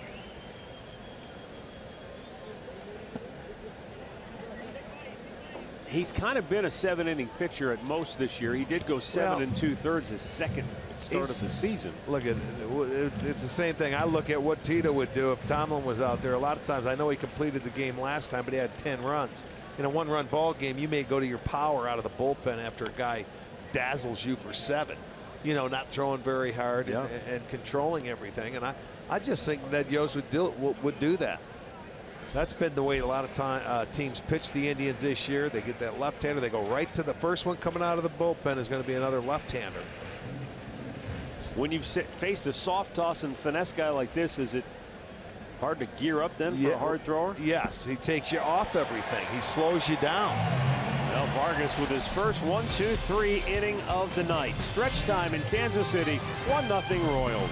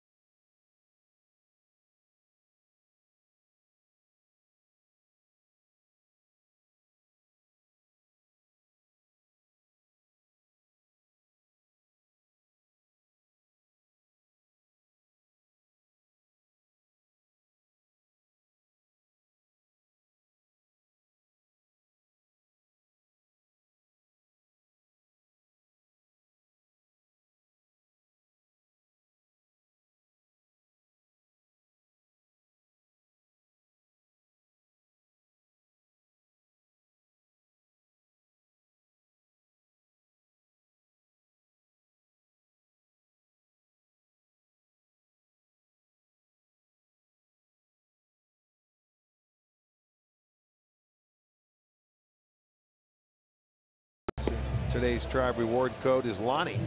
Visit Indians.com for complete details.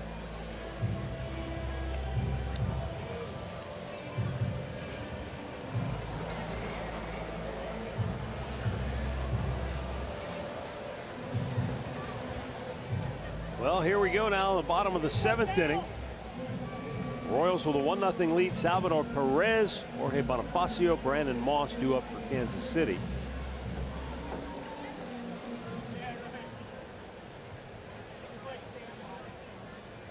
Perez 0 for 2.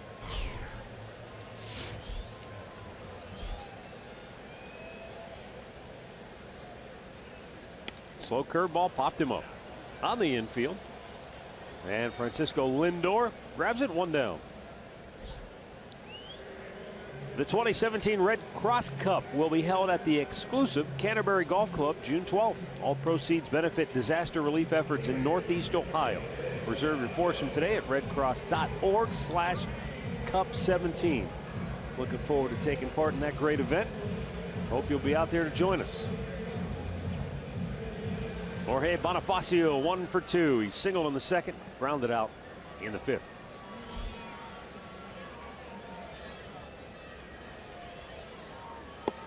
Bonifacio could very easily be 2 for 2 tonight. He just happened to hit one back up the middle against a very good fielding pitcher. Tomlin kind of reached back over his shoulder and snared it before it bounced its way into the outfield.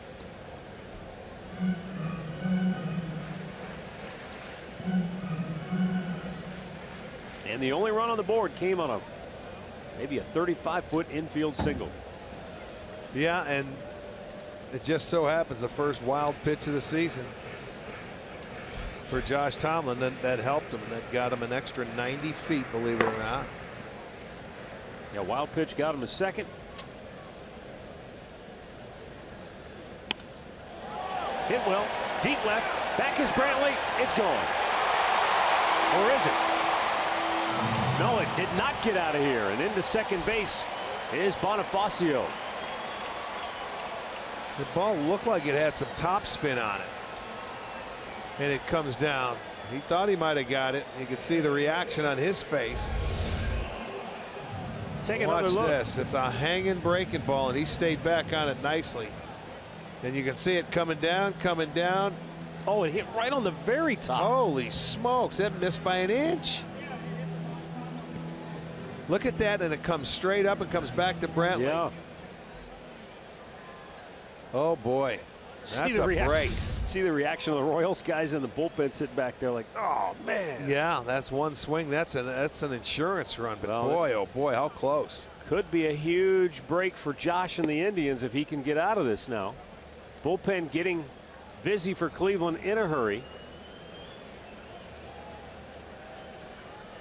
Tomlin, 82 pitches on the night.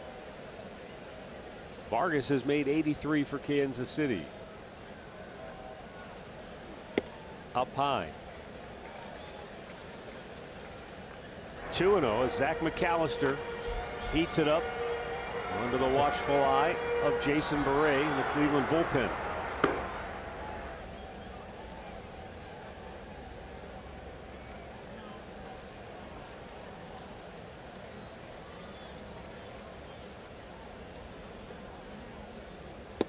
We just talked about it. A contrast in styles would certainly apply with Josh Tomlin and Zach McAllister. Yeah, absolutely right.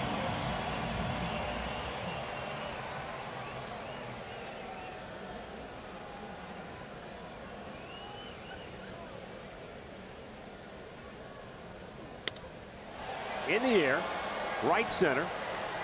Robertson calling for it, makes the catch. On his way to third goes Bonifacio. That's not a bad throw from deep right center by Daniel Robertson. I mean, that kidding me? Right there. I'll tell you what, that was a long way to go. I mean, you're out into deep right field there, even though you're in. I thought, just get it in. There's no chance. There really is no chance to get him at third base, but that's, you're right, a heck of a throw. It almost came off that base. You see where he hopped up? Yeah. That's another thing that players have to learn now when you're sliding. All right, back to 2 outs now. And a man on third, just what happened last inning. Well, and this is a tough out. The hottest hitter in the Royals lineup, Whit Merrifield, came in with a 16-game hitting streak, his career best. He lined out sharply to right field in the second, grounded to third to end the 5th inning.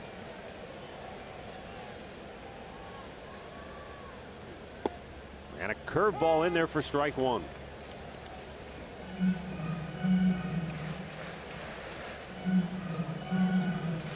Yeah, Merrifield's looking to keep his streak going. Let's hope it's not in this at-bat. 60 out of 86 pitches have been strikes from Tomlin tonight. To left. Tomlin watching it sail over Brantley's head, and scoring is Bonifacio.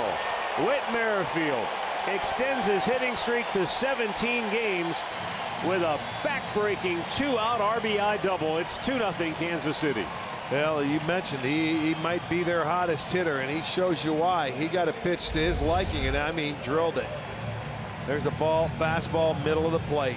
Didn't get it high enough, and he hits it over the head of Brantley, and Michael gave it a shot. But the guy that was about an inch away from a home run, there's a 17-game hitting streak.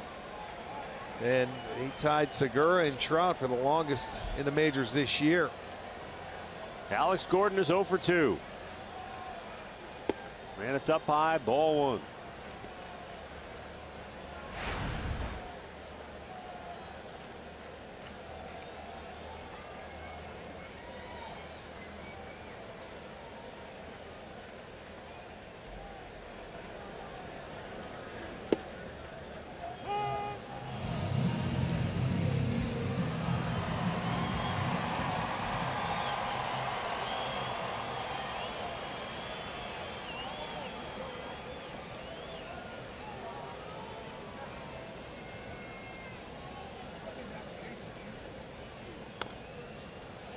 Kansas City, we talked about it at length when they were in Cleveland.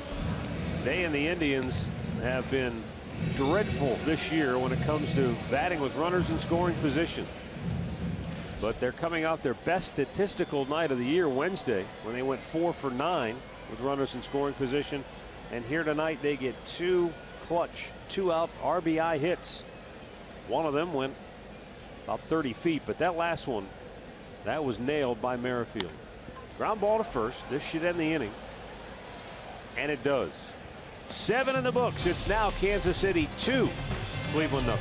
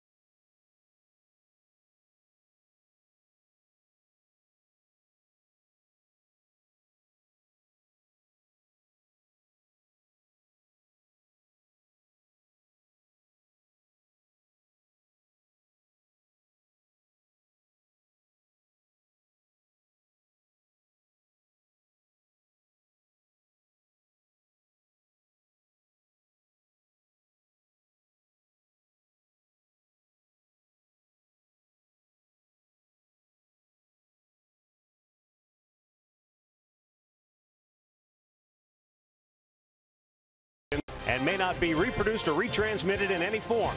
And the accounts and descriptions of this game may not be disseminated without the express written consent of the Cleveland Indians.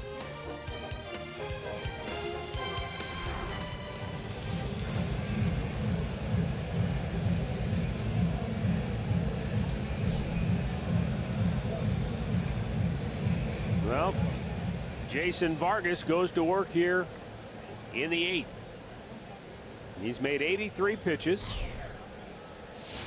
but he has shut out the Indians by literally scattering 7 hits tonight.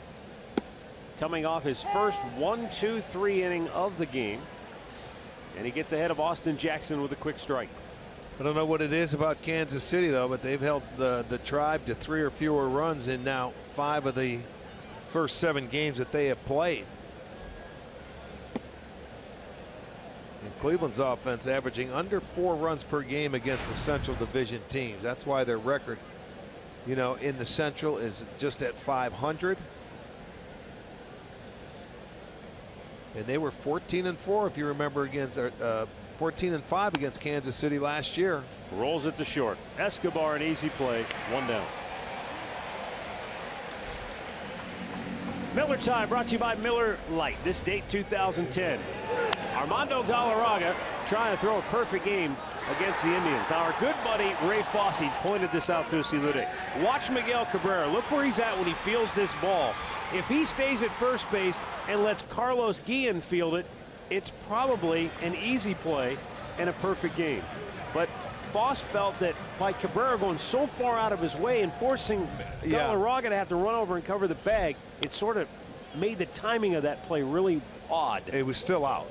The bottom line. But you're right. It could have been a lot easier of a play had he been over there. Cabrera, you know, would play third base before. That was earlier when he was just starting to switch to first base.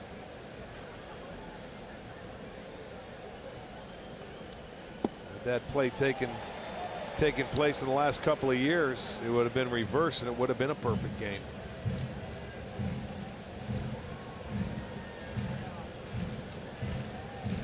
And Jim Joyce wouldn't have that hanging over his head now in retirement. No, he would not. Daniel Robertson punches one left center. Will it drop? It will not. Lorenzo Cain. Not many cover more turf than that thoroughbred. That's exactly what you need here. Watch where he starts. He's in right center field. It looked like that one had a chance. He had to go well over 100 feet to catch that ball where he started originally. No question about it. He's one of those guys, normally it doesn't even look like he's running hard and he covers a lot of ground. That time he had the hammer down. He was picking it up and putting them down in a hurry. Jason Kipnis 0 for 2 with a walk. Fouls it off.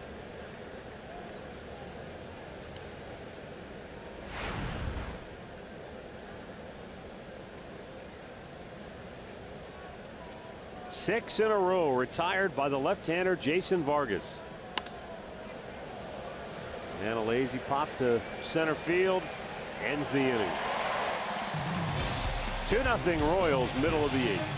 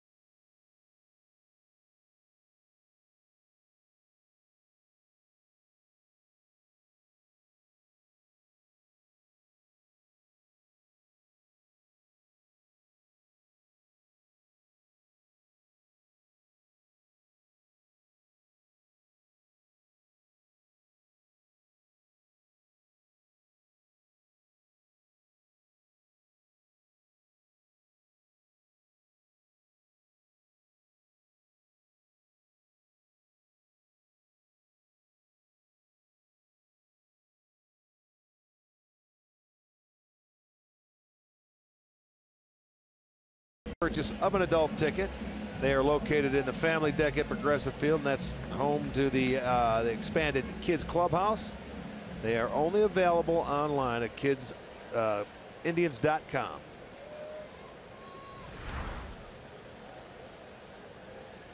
Two 2-0 Kansas City. Bottom of the 8th inning. Top of the order for the Royals. Josh Tomlin back out there for the Indians. First 2 times through the order, Tomlin completely dominated this Royals lineup. As Austin Jackson runs that down 1 away. They went first 2 times through the order, they were 2 for 18 with 5 strikeouts. But the 3rd time through, they got 4 hits and scored 2 runs. Yeah, and the 2 were 2 out hits. Yeah. With runners in scoring position. The one that Kane hit, there's nothing you can do about it. They reviewed it. It was overturned. Thought he got out of the inning there, but that was the first run. The second run was added last inning on a line drive double. High fly ball, right field. Robertson back at the wall. It's gone.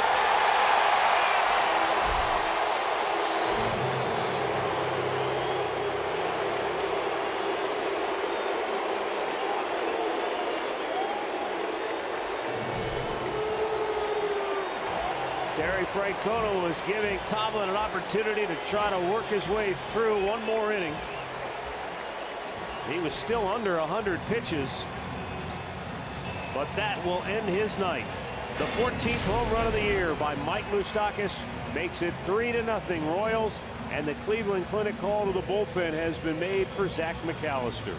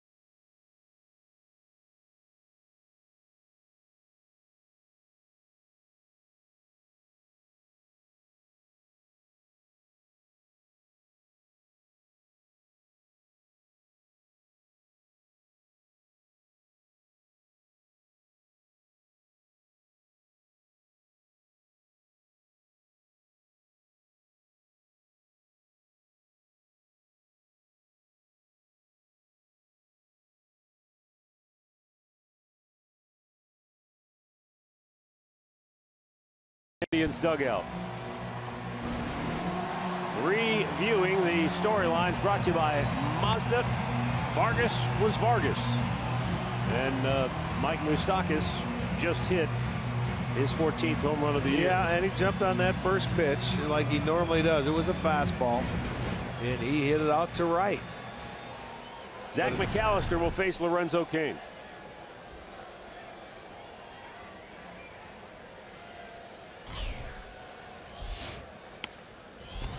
Right field, dropping, it's in.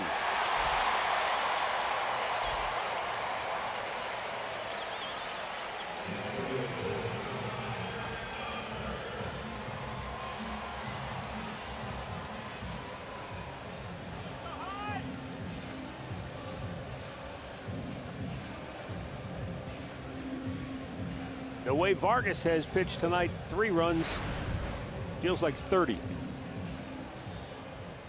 Well, and the Royals now 8 hits on the evening, and they've out hit the Indians 8-7.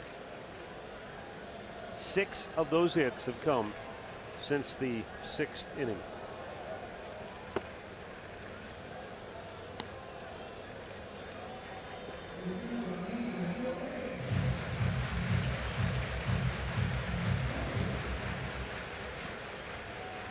Eric Hosmer 0 for 3.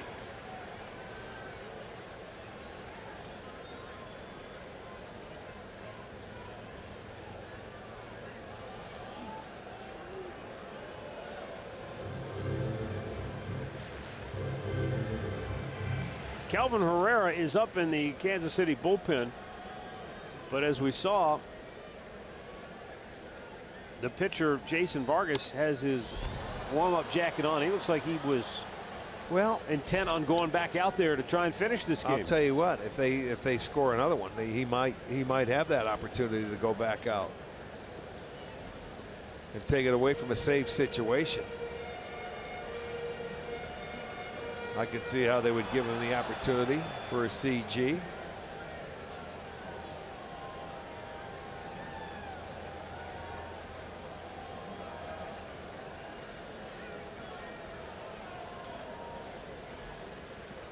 Swung out and missed. 95-mile-an-hour fastball, and he blew it right by him. He wasn't trying to hit it the opposite field on that swing.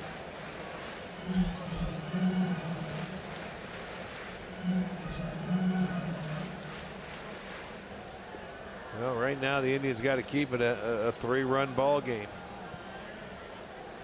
Down to their last 3 outs. If they do, you'll see Herrera. As frustrating as this game may be for Josh Tomlin, imagine you're Clayton Kershaw, who just went out and threw 7 innings, punched out 14 for the Dodgers tonight. Allowed 1 run on 2 hits, a solo homer to Domingo Santana. And the Brewers lead the Dodgers 1-0 as they go to the 9th. Or they're still in the bottom of the 8th. Milwaukee batting in the bottom of the 8th, up 1-0. That is baseball, isn't it? Well, it sure is. I mean, Josh has pitched some great games this year. The last time here, May 6th, he went 7 innings, 3 hits, and a run. Had a no decision. The very next start against Minnesota, 8 innings, 6 hits, and 1 run allowed. He took a loss. But, you know, as a starting pitcher, we talk about all the time, you can only try and keep your team in a ball game. You can't hit for them. They've got to score you some runs. They've got to do, you know, things got to fall into place. Tonight, they're getting shut out. They've been shut out 1 time, coming off a shutout yesterday. They had 6 shutouts, which is tied for the league lead with Seattle for them, and they've only been shut out once, so they got to come back. Michael Fulmer of the Tigers had no such problems tonight as Detroit buried Chicago 15-5. Fly ball deep left. Brantley back. He won't get it. Up the wall. Kane around third, screaming home. Here's the throw way offline.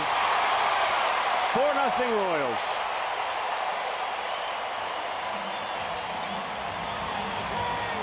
He went the other way that time, and I mean hit a bullet off the wall. It's their 3rd double tonight. Watch him stay on this. Breaking ball out over the plate, up, and that goes off the wall up there.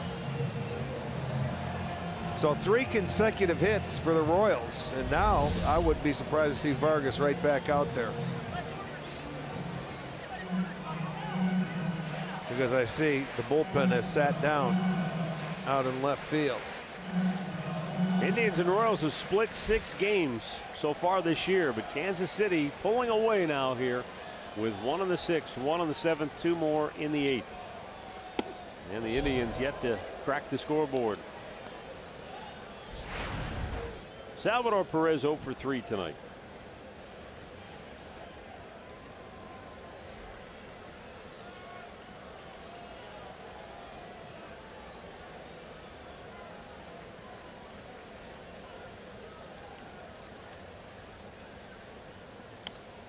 And a foul back.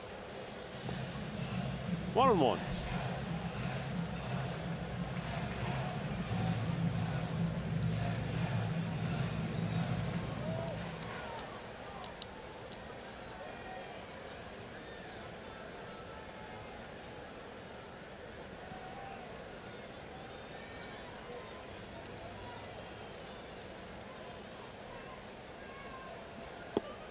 Slider low and away, 2 balls and a strike.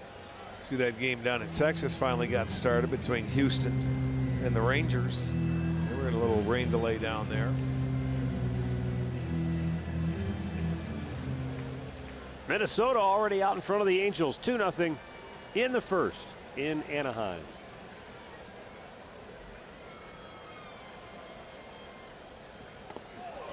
Hit him.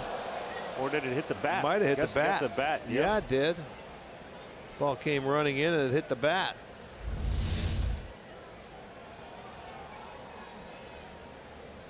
Yep. As soon as he opened those hips up, that barrel head of the bat came out and it just caught a piece of it.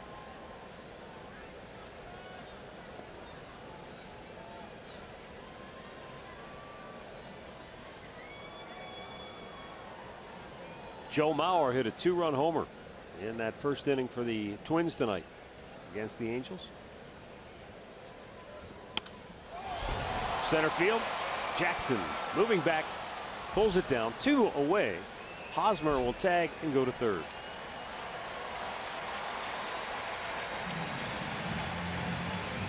And it will bring up Jorge Bonifacio.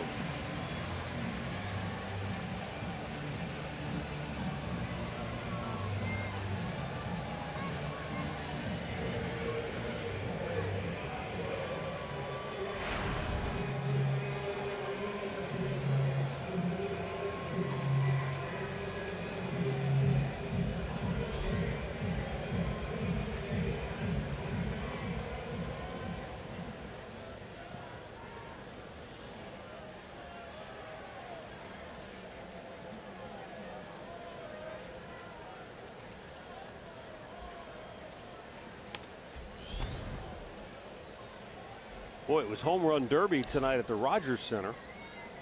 5 home runs hit in that game between the Blue Jays and the Yankees. Josh Donaldson hit a pair for Toronto. Aaron Judge hit another for the Yankees.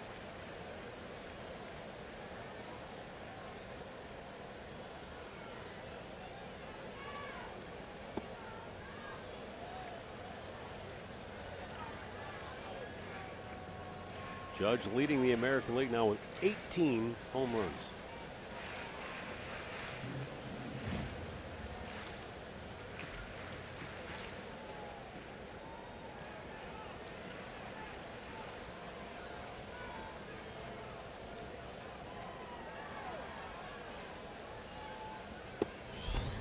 Bullseye, there's a fastball strike. It's 1-2.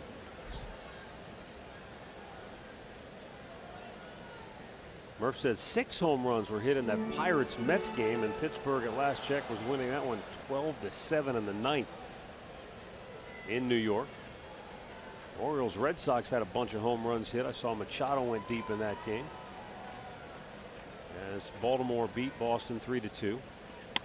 Line drive right at Kipnis, and the inning is over. Two more for the Royals. Mike Moustakas chasing Tomlin from the ballgame. It's now 4-0 Kansas City.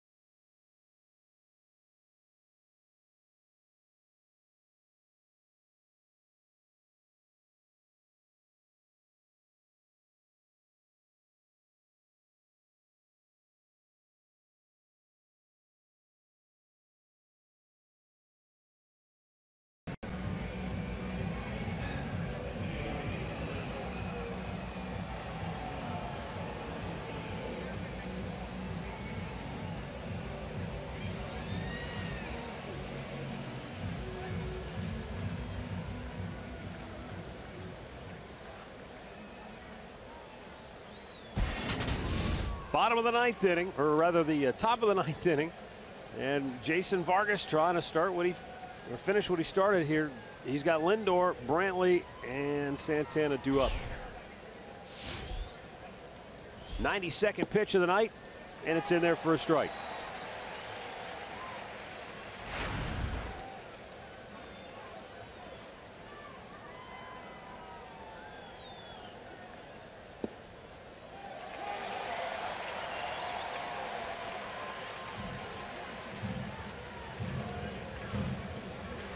Long time coming for Vargas. Almost 3 years since his last complete game.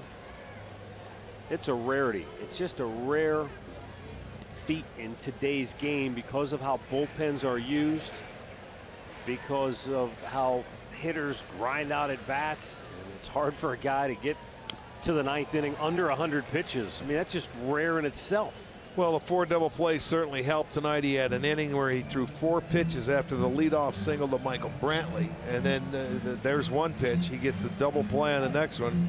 He missed on his 3rd pitch and got the 4th pitch out. Think about this for a second. I was watching the other night. They were talking about, I think it was the anniversary of Johan Santana's perfect game for the Mets. Yeah. First one they ever had. Right. Took him 134 pitches, I think it was. It was over 130 pitches, whatever the exact number was. And that was just after he'd come back from the shoulder surgery. And that was it. He was never the same again. Yeah. Oh, right back to Vargas. And he throws out Lindor. That was a snow cone. 1 away.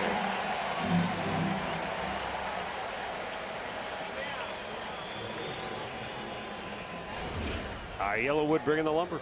Let's take a look at Michael Brantley's night. He was aggressive early, got a base hit his first at bat and his second. He jumped on the first pitch, and even on his 3rd at bat, he's going to get a single. Although it had a CNI base hit, that's hit number 3.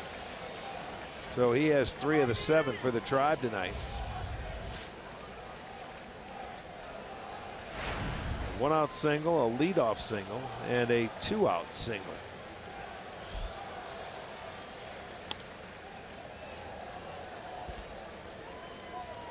He's throwing Michael the changeups tonight, that's for sure.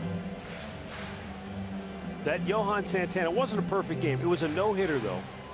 I didn't realize that was the first no-hitter the Mets ever had. Yeah, Mets history, right, with all their pitchers. So the anniversary, that was 5 years ago yesterday. He had 3 wins after that. That was it. But 134 pitches in a no-hit game. Jason Vargas has given up 7, and he's now about to make his 100th pitch of the game with 1 out in the 9th inning. You just don't see this kind of effort anymore, which is why you don't see many complete games. Complete games, you're right. The Indians have a pair of them, but there's only, I think, 11 in the Hall of the American League, 11 complete games. Last check, it was at 11. I don't know if anybody's thrown one since then. The 0-2. Got him looking. Vargas, his 3rd strikeout of the night.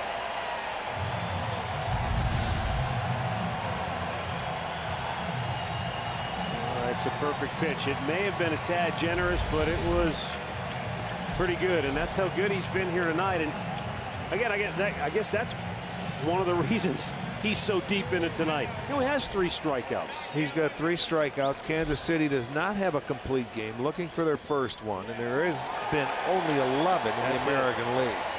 So he's looking for the 12th.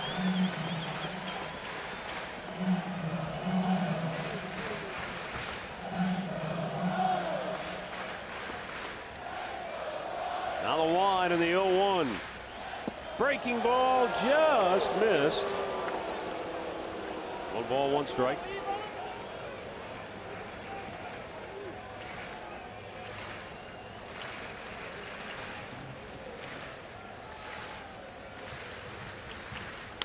Right back to Vargas.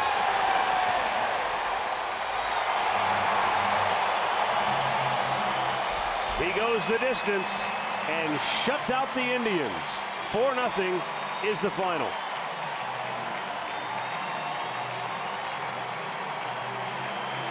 Well, you want to talk about getting stronger as the game goes on. Vargas, who scattered 7 hits through the first 6 innings, retired the last 10 Indians hitters in a row to go to 7-3 on the season. And the Royals go to 23-30 this year. The Indians fall to 28-25. The Indians, they keep getting to that 4 games over 500 mark, which is their high water point this season. They can't get to 5 though. They've been here a number of times. I think 4 other times. Yeah, but they just cannot get to 5 games over 500. So the final score: Kansas City 4, Cleveland 0. We'll be back with a final thought from Kauffman Stadium right after this.